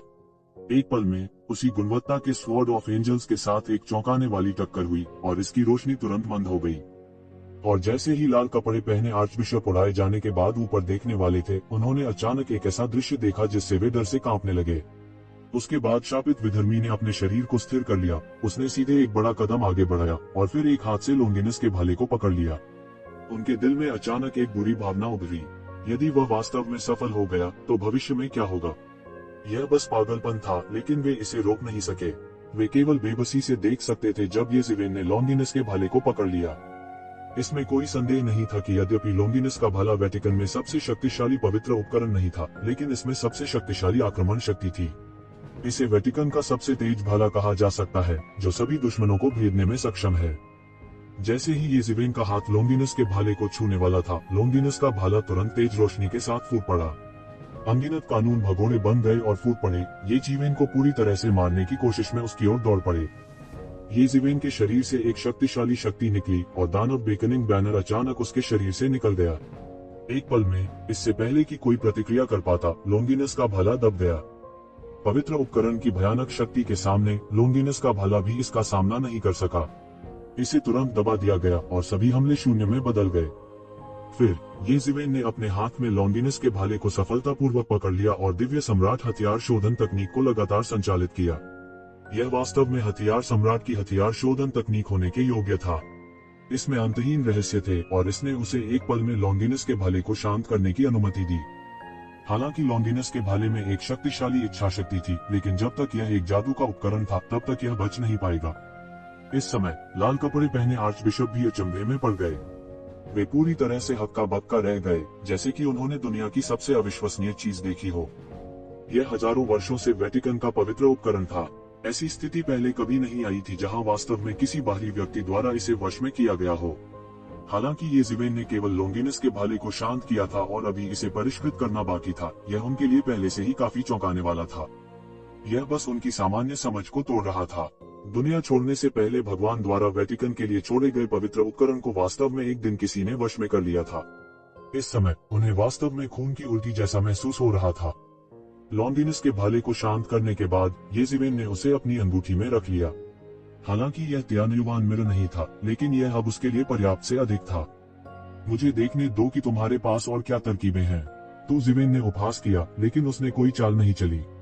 इसके बजाय उन्होंने वेटिकन सिटी में देखा। विधर्मी, अब तुम्हारे पीछे हटने में देर नहीं हुई है। वेटिकन से एक आकृति निकली।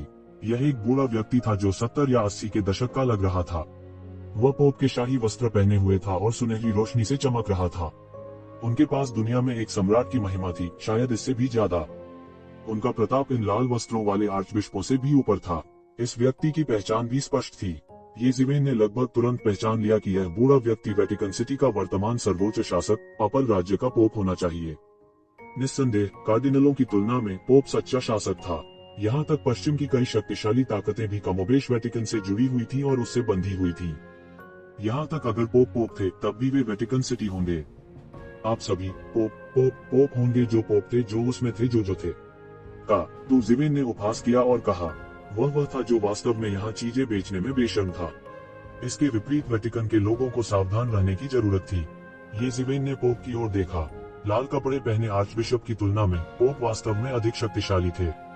चाहे वह उनकी आभा थी या शक्ति, वे शायद शिखर पर पहुंच गए थे, साधारण महान संत के स्तर से बहुत आगे। जिद्दी मूर्ख, हालांकि मुझे नहीं पता कि तुम्हारे जैसा कोई व्यक्ति पूर्वी भूमि में कब प्रकट हुआ। यह वह स्थान नहीं है जहां तुम पूर्वी भूमि के अभ्यासी अहंकारी हो सकते हो। पोप ने हल्के से कहा, तो आपको लगता है कि पूर्वी भूमि एक ऐसी जगह है जहां आप अभिमानी हो सकते हैं।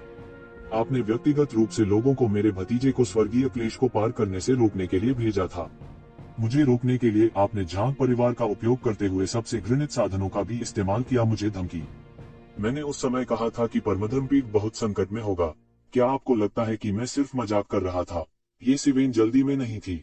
उसने बस पोप की तरफ देखा और मुस्कुराते हुए कहा, मुझे लगता है कि तुम शैतान में इतनी गहराई तक डूबे हो कि बचाए नहीं जा सकते। अगर ऐसा है तो मुझे असभ्य होने के लिए दोष मत दो। पोप ने ठंडेपन से कहा। उसकी धुंधली आंखों ने येज़ेबेल को ऐसे देखा जैसे वह किसी मरे हुए आदमी को देख रहा हो। भगवान ने कहा, प्रकाश होने दो, तो प्रकाश है। एक जोर की चीख के साथ स्वर्ग और पृथ्वी ने रंग बदल दिया। स्वर्ग और पृथ्वी के बीच एक अदृश्य शक्ति ने तुरंत येज़ेबेल को दबा दिया। महान भविष्यवाणी तकनीक, यह फिर से महान भविष्यवाणी तकनीक थी। ये पहली बार नहीं था जब येज़ेबेल ने भविष्यवाणी की महान तकनीक का सामना किया था। स्वाभाविक रूप से वह इससे अपरिचित नहीं था। हालांकि लाल कपड़े पहने आर्कबिशप की तुलना में पोप की महान भविष्यवाणी तकनीक स्पष्ट रूप से अधिक शक्तिशाली और शुद्ध थी। दोनों को एक अलग स्तर पर भी कहा जा सकता है। हालांकि जब तक यह महान भविष्यवाणी तकनीक थी, यह येज़ेबेल पर काम नहीं करेगी। यह एक पल में बिना किसी निशान के गायब हो गया। महान भविष्यवाणी तकनीक का मुझ पर कोई प्रभाव नहीं है। येज़ेबेल धीरे धीरे आगे बढ़ी। पोप को आश्चर्य नहीं हुआ, वह बस सिकुड़ी। उन्हें उस युद्ध का समाचार मिल ही चुका था। किंवदंती के अनुसार येज़ेबेल ने भविष्यवाणी की महान तकनीक की परवाह नहीं की। ऐसा लगता था कि महान भविष्यवाणी तकनीक, जो हमेशा सफल रही थी, उस पर अप्रभावी थी। हालांकि वह इसके लिए पहले से ही तैयार थे। वह इसे अनिच्छा से आजमाना चाहता था। ऐसा लगता था कि इस व्यक्ति के पास महान भविष्यवाणी तकनीक को अवरुद्ध करने का कोई तरीका है। आखिरकार महान भविष्यवाणी तकनीक ने हमला करने के लिए स्वर्ग और पृथ्वी के नियमों का इस्तेमाल किया। अंत में यह ऐसी ऊर्जा नहीं थी जिसे पोप नियंत्रित कर सके, इसलिए उसके पास इससे निपटने का कोई तरीका नहीं था। उनकी अभिव्यक्ति गंभीर हो गई। वह बहुत स्पष्ट था कि उसके सामने विधर्मी सबसे भयानक प्रतिद्वंद्वी था जिसका सामना उसने तब से किया था जब से उसने साधना शुरू की थी। यहाँ तक डार्क पोप की भी उनसे तुलना नहीं की जा सकती थी। कम से कम उसने उसे इतना भयानक दबाव तो नहीं दिया। इस भावना का वर्णन करना बहुत कठिन था। इसने उसे ऐसा महसूस कराया जैसे वह नदी पार कर रहे एक क्रूर अजगर का सामना कर रहा हो। उसने हाथ फेरा तो एक शास्त्र प्रकट हुआ। उसने अचानक उसे खोल दिया। तुरंत ही शास्त्र से एक अकल्पनीय ऊर्जा फूट पड़ी। यह आकाश में उड़ गया, आकाश को मिटा दिया और पृथ्वी को ढक लिया। एक पल में इसने एक अजेय गुप्त तकनीक बनाई और येज़ेबेल को दबा दिया। इस तरह की भयानक ऊर्जा स्वर्ग और पृथ्वी में प्रवेश कर गई। यह वास्तव में वेटिकन सिटी में विश्वास की शक्ति के साथ प्रतिध्वनित हुआ। उसकी शक्ति में वृद्धि हुई और वह और भी भयानक शक्ति के साथ फूट पड़ा। एक पल में असीम तारों वाला आकाश बिखर गया और दुनिया थर्रा उठी।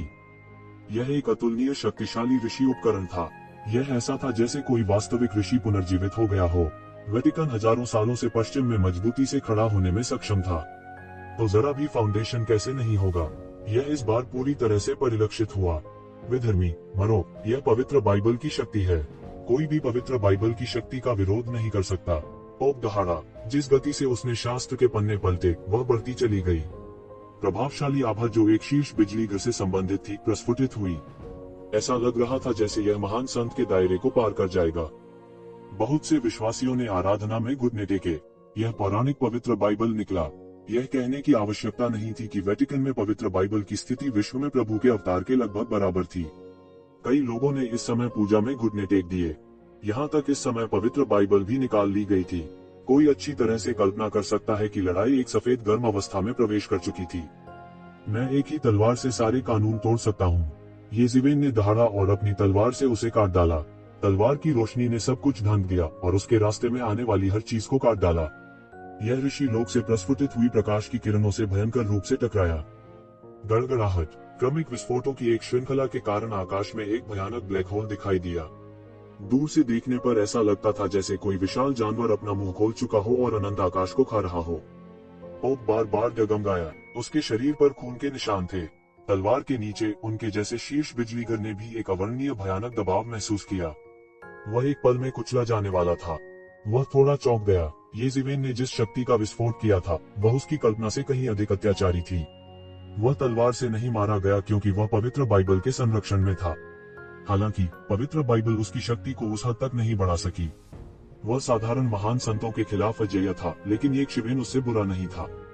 खांसी खांसी, उसने मुंह से खून निकाला।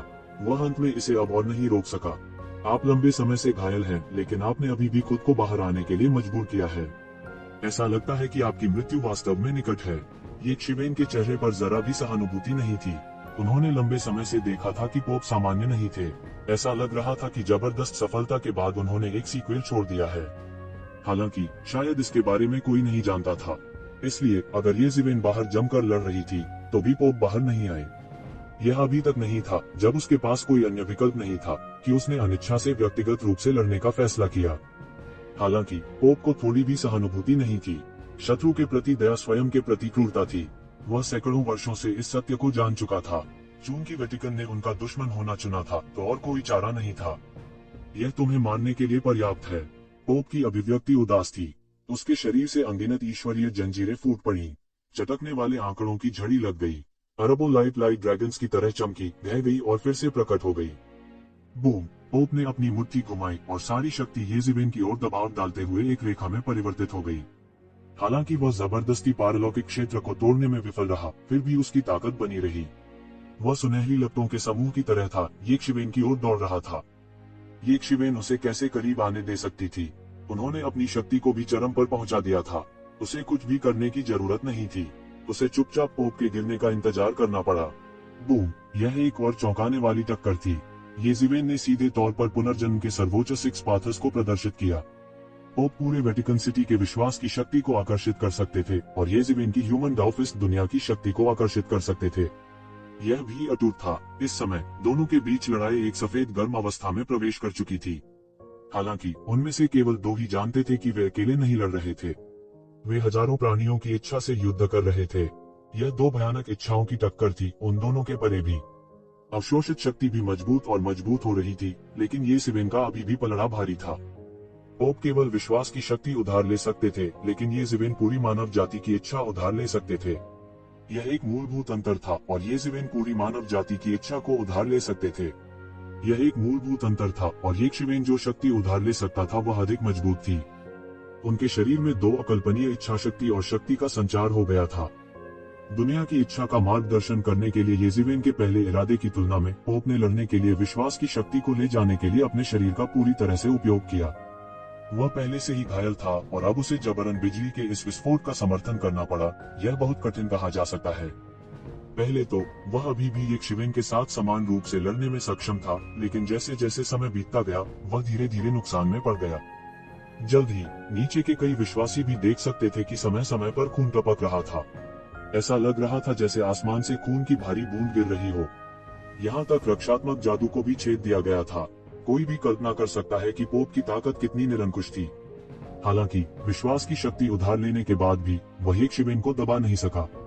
यह कितना भयानक था। बेशक पोप घायल हो गए थे, लेकिन मूल कारण यह था कि येज़ेबेल की ताकत बहुत ही भयानक स्तर तक पहुंच गई थी, यहाँ तक पोप के साथ प्रतिस्पर्धा करने में भी सक्षम थी। बूम बूम बूम, समय समय पर गड़गड़ाहट की आवाज होती थी। आकाश में लगातार एक शक्तिशाली बल छींटे पड़ते थे और उनके द्वारा एक विशाल ब्लैक होल बनाया जाता था। दूर से देखने पर यह एक विशाल ब्लैक होल मधुमक्खी के छत्ते की तरह दिखाई देता था, जिसे देखकर लोगों के रोंगटे खड़े हो जाते थे। बूम थम थम थम, एक भयंकर टक्कर के बाद पोप पीछे हटना जारी रखा, खून खांसते हुए येज़ेबेल की आंखों में एक उदास नजर से देख रहा था। एक भयंकर लड़ाई के बाद, हालांकि यह केवल थोड़े समय के लिए लग रहा था, लेकिन दोनों के बीच टक्कर पहले ही हजारों बार हो चुकी थी और हर भारी झटका उसकी चोट को और बढ़ा देता था, जिससे वह और अधिक झुका हुआ दिखता था। येज़ेबेल अजेय, अभिव्यक्तिहीन युद्ध के एक शक्तिशाली देवता की तरह थोड़ी सी भी दया नहीं दिखाने वाली थी। क्या करें? क्या पोप उस मूर्ति पूजक से हारने वाला है? कई विश्वासी इस समय पूरी तरह से स्तब्ध थे या विश्वास करने में पूरी तरह से असमर्थ थे कि अजेय पोप, उनके दिलों में सर्वोच्च शासक, वास्तव में येज़ेबेल के आक्रमण के तहत पराजित हो रहे थे। देखते ही देखते सभी में हड़कंप मच गया। आकाश में येज़ेबेल का आक्रमण और कड़ा होता जा रहा था। ऐसा लग रहा था जैसे वह उसे मौत के घाट उतारना चाहता हो। पोप ने मुंह भर खून थूका। उसकी आंखें अचानक तेज हो गईं और उसके शरीर से एक अवर्णनीय दिव्य शक्ति का संचार हुआ। उसके शरीर से एक शक्तिशाली शक्ति निकली। भगवान की महिमा अलंघनीय है और इसे कलंकित नहीं किया जा सकता। पोप की अभिव्यक्ति अतुलनीय रूप से गंभीर थी। इससे भी अधिक चमत्कारी बात यह थी कि उनका मूल रूप से झुका हुआ शरीर धीरे धीरे सीधा हो गया। उनके शरीर पर बादशाह का लबादा और भी राजसी लग रहा था। उसकी पीठ के पीछे पंखों का एक जोड़ा वास्तव में अंकुरित हुआ। वह वास्तव में एक देवदूत में बदल रहा था, देवदूत बनने की प्रक्रिया से गुजर रहा था। क्या चल रहा है? पोप एक देवदूत में बदल रहा है। प्रभु ने सर्वोच्च पोंटिफ की प्रार्थना को महसूस किया होगा और उन्हें भगवान का सबसे वफादार अभिभावक बनने की शक्ति प्रदान की होगी। यह बहुत अच्छा है। परम पावन सर्वोच्च पोंटिफ एक देवदूत बनने जा रहे हैं। इस तरह यह विधर्मी अहंकार से काम करना जारी नहीं रख पाएगा। सभी विश्वासी देवदूत को अपनी आंखों से हवा में विकसित होते देखने के लिए उत्साहित थे। उनके लिए यह बस एक बड़ा आशीर्वाद था। इससे प्रभु में उनका विश्वास और भी गहरा हो गया। अभी अभी थोड़ी सी हिचकिचाहट हुई थी, लेकिन एक पल में सब ठीक हो गया। हालांकि येज़ेबेल ने पोप को एक देवदूत में बदलते हुए देखा बिना उन्हें रोकने का जरा सा भी इरादा नहीं था।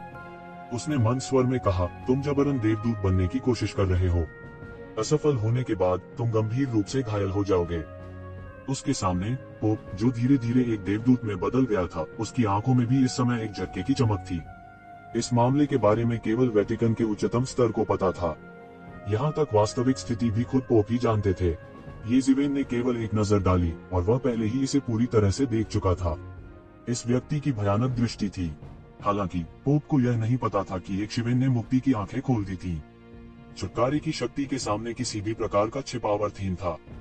सब कुछ उसकी दृष्टि के भीतर था। मूर्ख, हमारी मानव जाति पहले से ही सबसे उत्तम ताओ शरीर है। हर जाति एक ताओ शरीर में बदल रही है, लेकिन आप एक बर्डमैन बनना चाहते हैं। आप पहले ही गलत रास्ते पर चल पड़े हैं। कोई आश्चर्य नहीं कि आप असफल हो गए।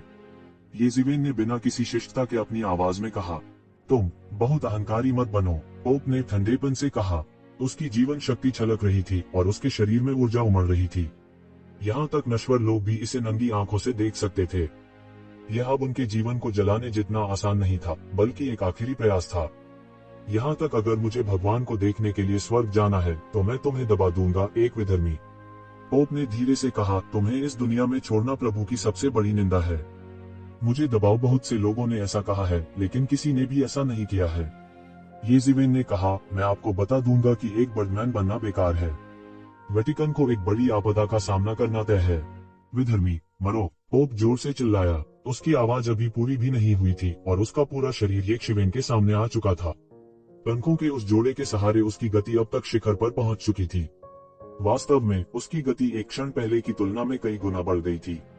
उसने एक मुक्का मारा और उसकी मुट्ठी से विश्वास की एक अटूट शक्ति फूट पड़ी। ऐसा लग रहा था जैसे वह स्वर्ग से विस्फोट करने जा रहा हो। यह अतुलनीय रूप से भयानक और शक्तिशाली था। अभी की तुलना में यह एक अलग व्यक्ति की तरह था। यही पोप का असली ट्रम्प कार्ड था। हालांकि एंजल ट्रांसफॉर्मेशन ने उसे सफलतापूर्वक एक फरिश्ते में नहीं बदला, भले ही यह केवल एक अस्थायी एंजल ट्रांसफॉर्मेशन था, यह उसकी ताकत में बहुत सुधार कर सकता था। दांत उसकी मुट्ठी हथेली से बंद थी। यह बेकार था। हालांकि पोप की गति बहुत तेज थी, येज़ेबेल की गति बिल्कुल भी धीमी नहीं थी।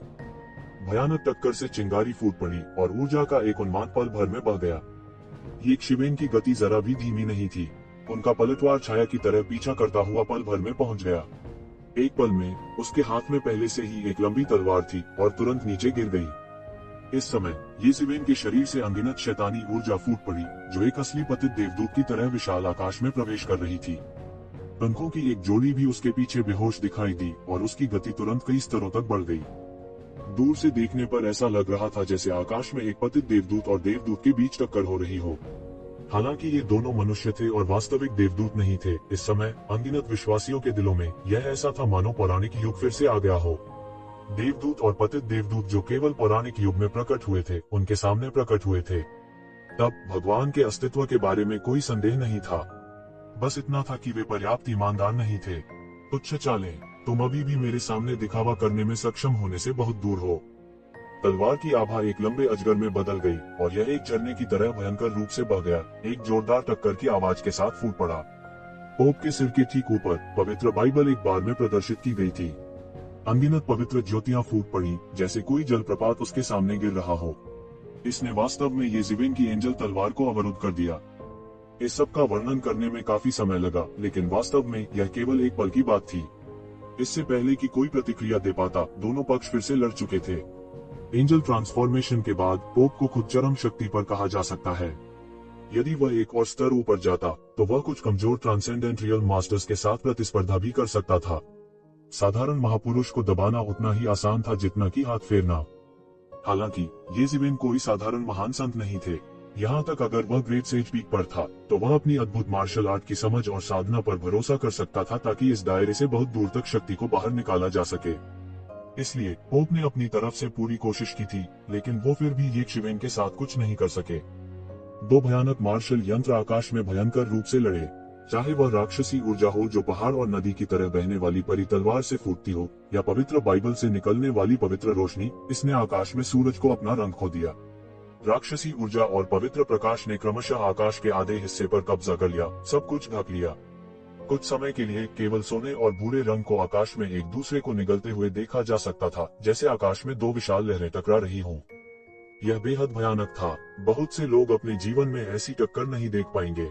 न केवल युद्ध के उपकरण, बल्कि दोनों की ताकत भी प्रतिस्पर्धा और जमा कर रही थी। टकराना। हालांकि एक बड़ा विस्फोट सुना गया और फिर सोने और भूरे रंग को एक साथ मिलाया गया, जिससे एक अराजकता पैदा हो गई। यह गड़बड़ लग रहा था। अभी अभी जो संतुलन बना था, वह पल भर में पूरी तरह से भंग हो गया। हर कोई घबराया हुआ था। भले ही उनकी ताकत उस स्तर तक न पहुंची हो, वे देख सकते थे कि परिणाम तय हो चुका था। उन्हें इस बात की परवाह थी कि इस लड़ाई का परिणाम क्या होगा। यदि पोप जीता और विधर्मी को दबा दिया, तो यह स्वाभाविक रूप से सभी के लिए एक सुखद अंत होगा। यह सबसे अच्छा परिणाम होगा। लेकिन अगर विधर्मी जीत गया? जब सबने इस उत्तर के बारे में सोचा तो वे सिहर उठे बिना न रह सके। उन्होंने यह कल्पना करने की हिम्मत नहीं की कि अगर ऐसा होता तो कितना भयानक होता। उनकी मान्यताएं टूटने वाली थीं। टकरा जाना। विस्फोट के केंद्र से एक आकृति सीधे गिर गई। यह एक सुनहरा सम्राट का लबादा था, लेकिन पोप के अलावा कोई और नहीं था। पोप, किसी ने कहा। उसका हृदय अत्यंत भयभीत था। जो व्यक्ति हार गया वह पोप बन गया, जो उनके हृदय में प्रभु का प्रवक्ता था। पोप वास्तव में विधर्मी से हार गया था। यह नीले रंग से बस एक बोर्ड था। बहुत से लोग तैयार भी थे, लेकिन जब उन्होंने यह दृश्य देखा तो वे पहले से ही रो रहे थे। वे अत्यंत भयभीत थे। विधर्मी जीत गया। विधर्मी वास्तव में जीत गया। यह कैसे संभव है? असंख्य लोगों ने महसूस किया कि उनका विश्वास टूटने वाला था। विधर्मी वास्तव में जीत गया। एक विधर्मी जो नरक में जाने के योग्य था, वास्तव में पोप के खिलाफ जीत गया, जो उनके लिए भगवान की तरह था। इस क्षण उनका विश्वदृष्टि ध्वस्त हो गया और यहाँ तक कि उनका विश्वास भी डगमगा गया। हालांकि पोप ईश्वर नहीं था। इस दुनिया में जहाँ ईश्वर नहीं था, वह ईश्वर का प्रतिनिधि था। वे ईश्वर के अवतार थे। अब तो भगवान का प्रतिनिधि और अवतार भी हार गया। यह पूरी तरह से अकल्पनीय था। पोप का आंकड़ा सीधे वेटिकन में गिर गया और वह अब सांस नहीं ले रहा था। अपनी जीवन शक्ति समाप्त होने के बाद उन्होंने सीधे सांस लेना बंद कर दिया। वह सुनहरी रोशनी जो मूल रूप से आकाश में घनीभूत थी, जो विश्वास की शक्ति से संबंधित थी, वह भी एक पल में ढह गई, जो हल्की बारिश में बदल गई। इस हल्की बारिश से जितने भी लोगों के शरीर में रोग थे वे भी ठीक हो गए। लेकिन अब पूरा शहर दहशत और दर्द में था। इतनी छोटी सी बात पर कौन ध्यान देगा। न केवल वे पोप की मृत्यु के बारे में दुखी थे, बल्कि उन्हें यह भी डर था कि एक शिवेन हत्या की होड़ में चली जाएगी। उनकी नजर में येज़ेवेन निस्संदेह नरक में सबसे भयानक शैतान बन गया था। उसके भयानक शैतान ने शायद पहले ही सबको निराश कर दिया था। क्या परमेश्वर वास्तव में हमें सच्चे विश्वासियों को छोड़ने जा रहा है? लेकिन केवल एक चीज जो वे निश्चिंत हो सकते थे वह यह थी कि येज़ेवेन ने वेटिकन पर हमला करने का अवसर नहीं लिया, बल्कि घूमा और चला गया। येज़ेवेन के लिए वह मानव हत्या करने वाला पागल नहीं था। ऐसा करना काफी था। उन्होंने कहा कि वेटिकन मुश्किल में पड़ जाएगा। अब जबकि पोप गिर गया था, यह कर्म था। वेटिकन के लिए परेशानी इस छोटे से ब्रिज से दूर थी।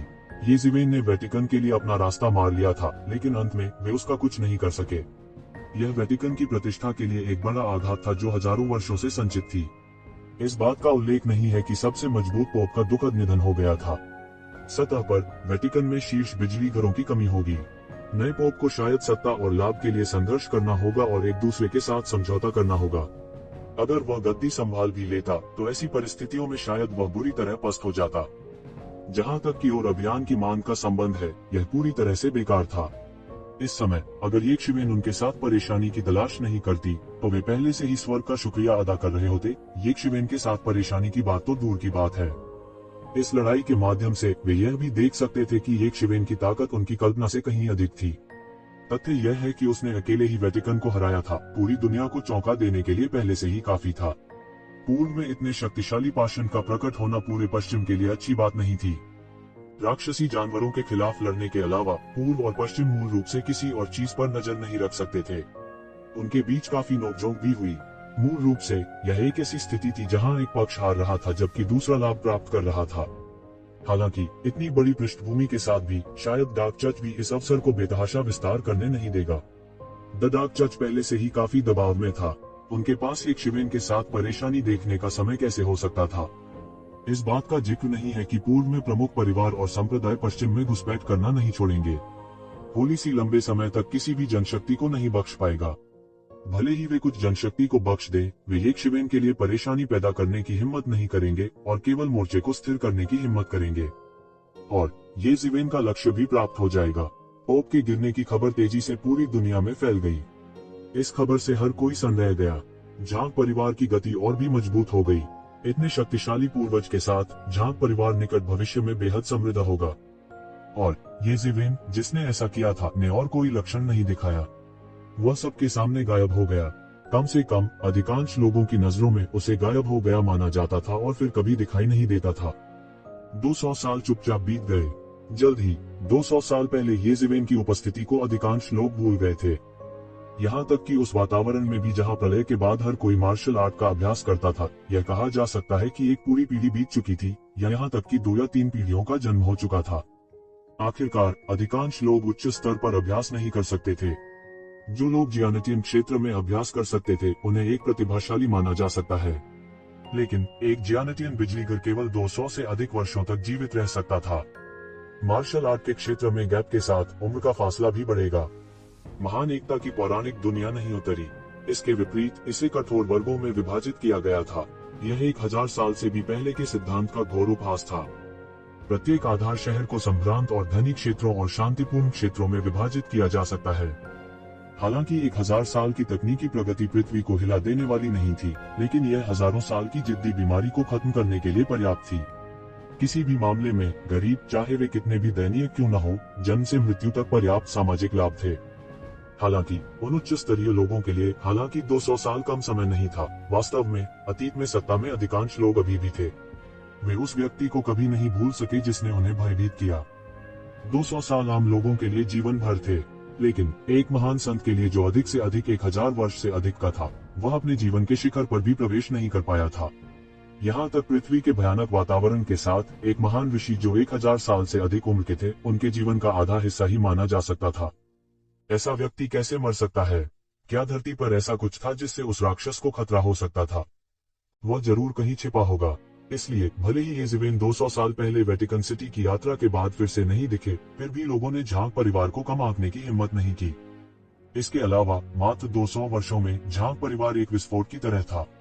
ये जिवेन द्वारा साधना के अनुभवों और कुछ संबंधित मार्शल तकनीकों की एक पूरी श्रृंखला छोड़ने के बाद झांग परिवार में पिछले 200 वर्षों में 5 से अधिक महान संत और 10 से अधिक ऋषि क्षेत्र के गुरु थे।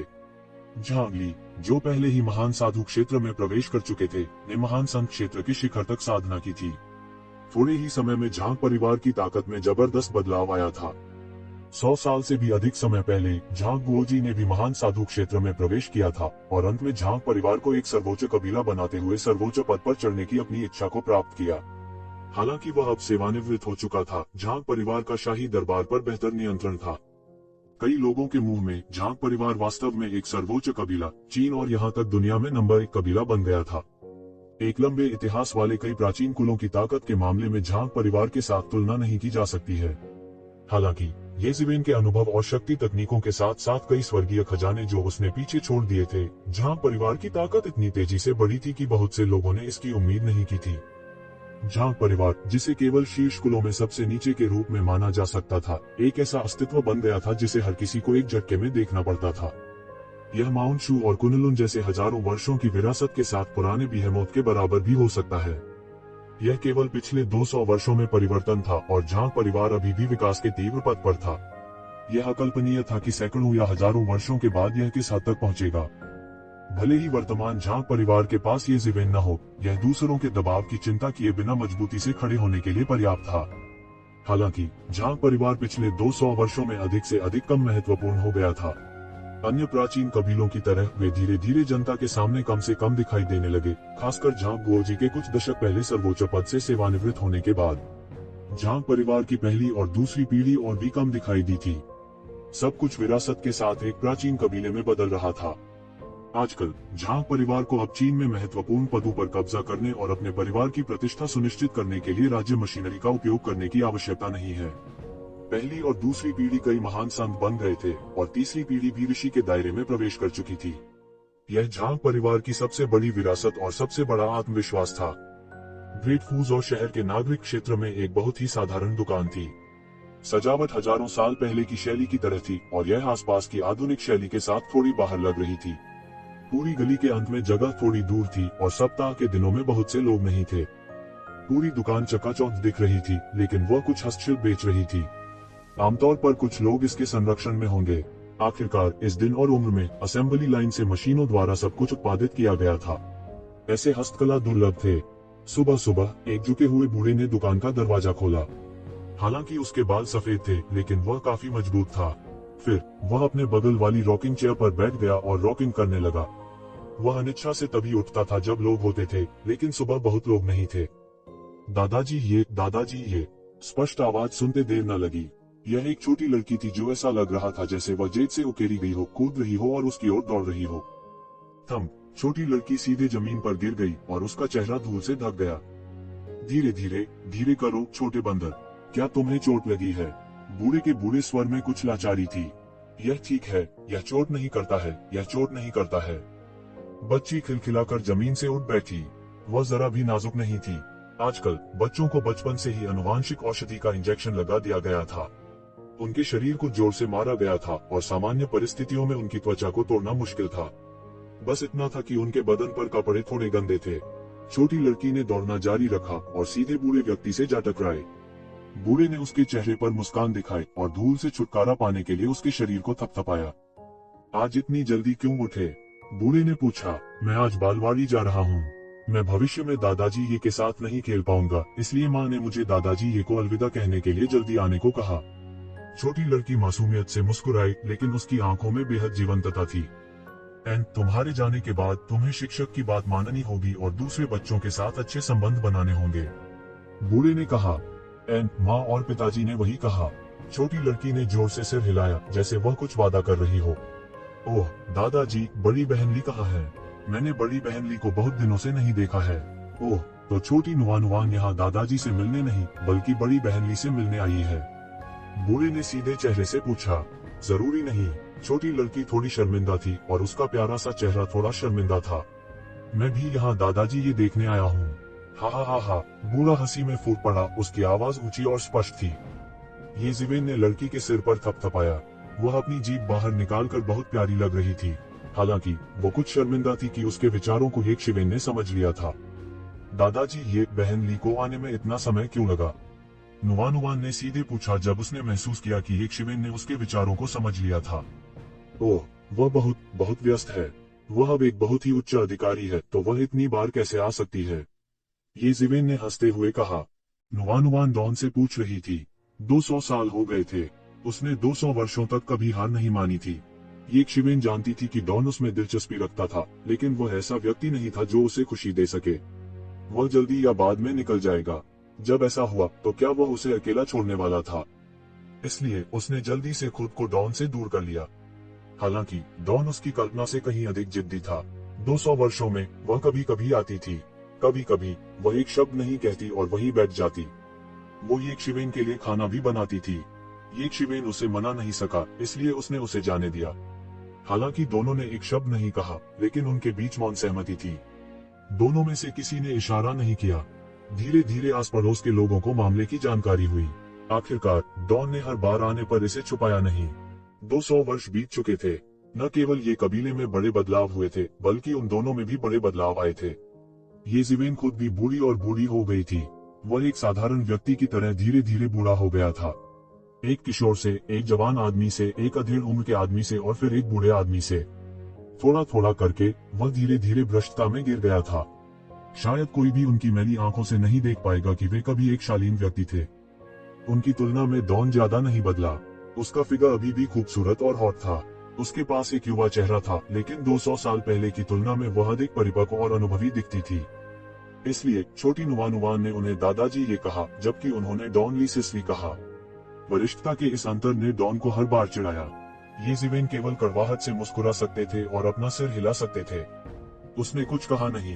वे पिछले 200 वर्षों से एक साधारण व्यक्ति थे। समय बीतने के साथ वह धीरे धीरे बूढ़ा हो गया था। यह उनकी खेती थी, यह उनका दाव था। उनके डीओ को फॉलो करने से उन्हें कोई नहीं रोक सकता था। और ये जिवेन की तुलना में, जिसने विश्वविद्यालय से स्नातक होने के बाद एक एक्सेसरी स्टोर खोला था और 200 वर्षों से हस्तशिल्प बेच रहा था, डॉन बहुत अधिक प्रतिभाशाली था। मेका पायलटी में अद्भुत प्रतिभा रखने वाले डॉन को स्नातक होने के बाद सेना में शामिल किया गया था।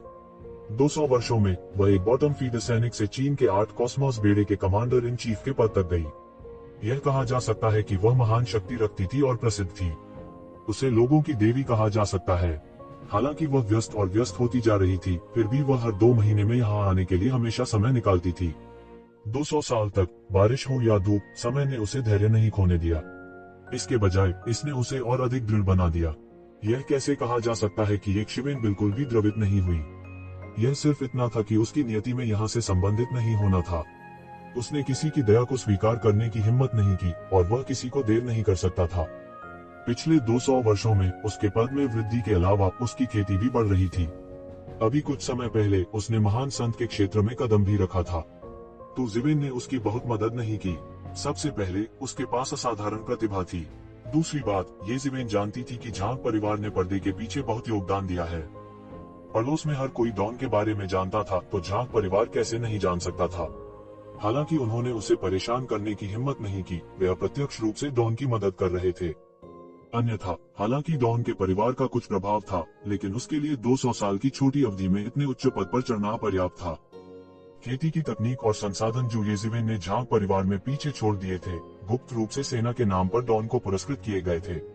अन्यथा वह इतने कम समय में महान संत के दायरे में नहीं आ पाती।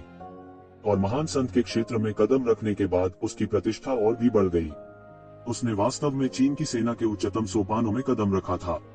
उसका भविष्य असीम था, और शायद किसी को अंदाजा भी नहीं होगा कि साधारण से दिखने वाले एक हैंडीक्राफ्ट स्टोर के मालिक का जनता के दिलों में फौजी देवी से कोई नाता होगा। इस संबंध में झांग परिवार ने ये जिवेन की खबरों की सुरक्षा पर भी बहुत ध्यान दिया। यहाँ तक अगर कभी कभार कोई इसे देख भी लेता, तो झांग परिवार इस खबर को दबा देता, इसलिए किसी को इसके बारे में पता नहीं चलता था।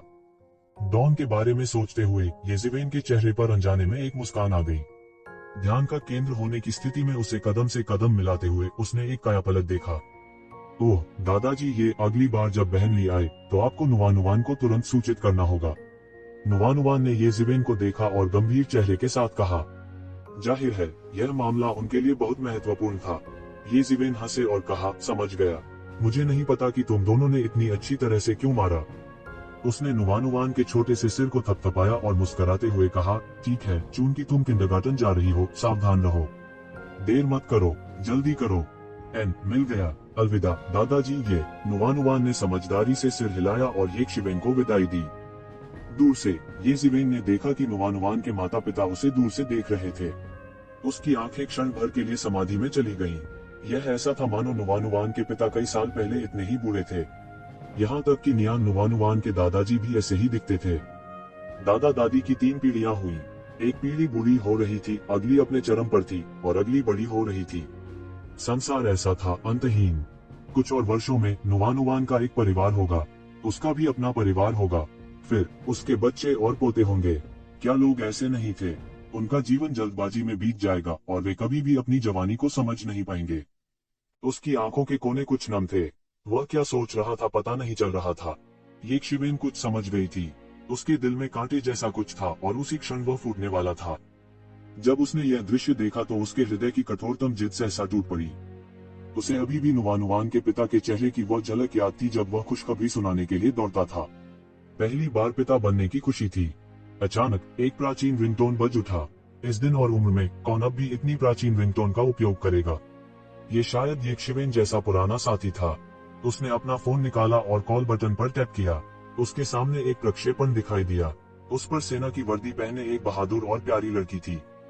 यह कोई और नहीं बल्कि डॉन था। 200 साल बाद भी उसके युवा चेहरे में जरा भी बदलाव नहीं आया। वो बिल्कुल वैसी ही दिखती थी जैसे येशिवेन पहली बार उससे मिली थी। आपके पास इस समय मुझे कॉल करने का समय क्यों है? येशिवेन ने कहा। उसकी आवाज थोड़ी पुरानी लग रही थी और कुछ हर्षित भावनाएं थी जिनका उसे एहसास नहीं था। येशिवेन, हालांकि डॉन ने उम्मीद के मुताबिक काम नहीं किया। उसने अपनी सबसे प्यारी मुस्कान प्रकट नहीं की, बल्कि इसके बजाय वह सामान्य रूप से गंभीर हो गई। क्या गलत? येशिवेन को लगा कि कुछ गड़बड़ है। मुझे तुमसे प्यार है, डॉन ने धीरे से कहा। येशिवेन को तुरंत लगा कि कुछ गड़बड़ है। उन दोनों के बीच मौन सहमति थी, लेकिन उसने पहले कभी ऐसे शब्द नहीं कहे थे। उसका लहजा और भी अजीब था। तुम्हें पता है कि मैं तुमसे प्यार करता हूँ, ठीक है? पिछले 200 सालों से तुम मुझसे दूर हो रहे हो, मुझे पता है, लेकिन मैं क्या कर सकता हूँ? मैं तुम्हें पसंद करता हूँ। बोल की अब वह पवित्र छवि नहीं रही जो दूसरों के सामने थी।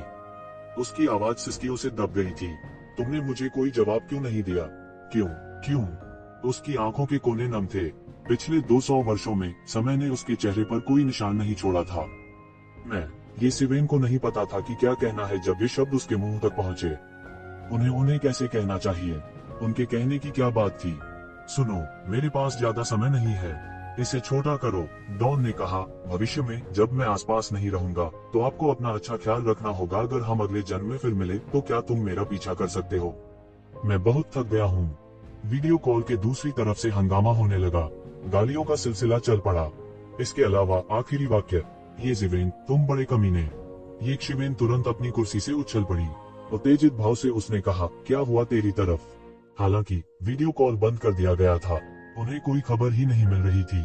एक अशुभ पूर्वाभास के रूप में उसका दिल तुरंत उसके दिमाग में आ गया।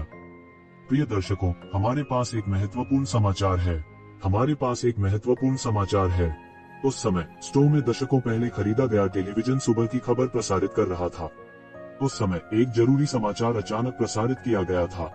बस एक क्षण पहले बृहस्पति पर चीन के बेस पर अनगिनत बीस्ट्स ने हमला किया था। जुपिटर बेस सिटी के गैरिसन सैनिकों ने पहले ही पलटवार शुरू कर दिया है। जुपिटर के अंतरिक्ष स्टेशन पर तैनात 7वें बेड़े के लिए वे भी तत्काल युद्ध में प्रवेश कर चुके हैं। हालांकि फ्रंटलाइन से खबरें बेहद प्रतिकूल हैं। बेस सिटी की सुरक्षा का एक बड़ा हिस्सा भंग हो गया है। 7वीं फ्लीट, जिसे बचाव के लिए तैनात किया गया है, को भी भारी नुकसान हुआ है। जब तक हमें खबर मिली तब तक वे अपनी सेना का कम से कम 1/3 हिस्सा खो चुके थे। निम्नलिखित छवि फ्रंटलाइन से भेजी गई है। टेलीविजन उनके सामने जुपिटर से ली गई छवि का प्रसारण कर रहा था। युद्ध की लपटें पूरे आसमान में भड़क उठी। विशाल और भयानक जंगली जानवर उग्र हो रहे थे, एक ज्वार की तरह बृहस्पति आधारित शहर की ओर बढ़ रहे थे। पहली टक्कर में अनगिनत मेचा नष्ट हो गए। उनमें से दुर्लभ और भयानक जंगली जानवर भी एक के बाद एक दिखाई दिए। छवि में एक अतुलनीय विशाल जियो ड्रैगन विशेष रूप से आकर्षक था। इसका शरीर हजारों मीटर लंबा था और यह एक पहाड़ की तरह कुचला हुआ लग रहा था। इससे लोग दहशत से कांप उठे। इस बार फे बीस्ट्स ने न केवल बड़ी संख्या में फे बीस्ट्स को बृहस्पति आधार पर हमला करने के लिए जुटाया है, बल्कि कई फे बीस्ट किंग्स जिन्होंने लंबे समय तक खुद को नहीं दिखाया है, वे भी हमलावर टीम में दिखाई दिए हैं। अब हर कोई जियो ड्रैगन किंग को देख रहा है, जिसे नंबर 1 फे बीस्ट किंग के रूप में जाना जाता है। कई साल पहले उसने पश्चिम में एक बड़े बेड़े को खुद ही नष्ट कर दिया था। उसे कोई नहीं रोक पाया। सैन्य विशेषज्ञों की राय के अनुसार हो सकता है कि फे बीस्ट्स ने मानव जाति को बृहस्पति से पूरी तरह से बाहर निकालने के लिए इस ऑपरेशन की योजना बनाई हो। निम्नलिखित समाचारों के लिए हमारा टेलीविजन स्टेशन पूरा ध्यान देगा और इसे तुरंत प्रसारित करेगा।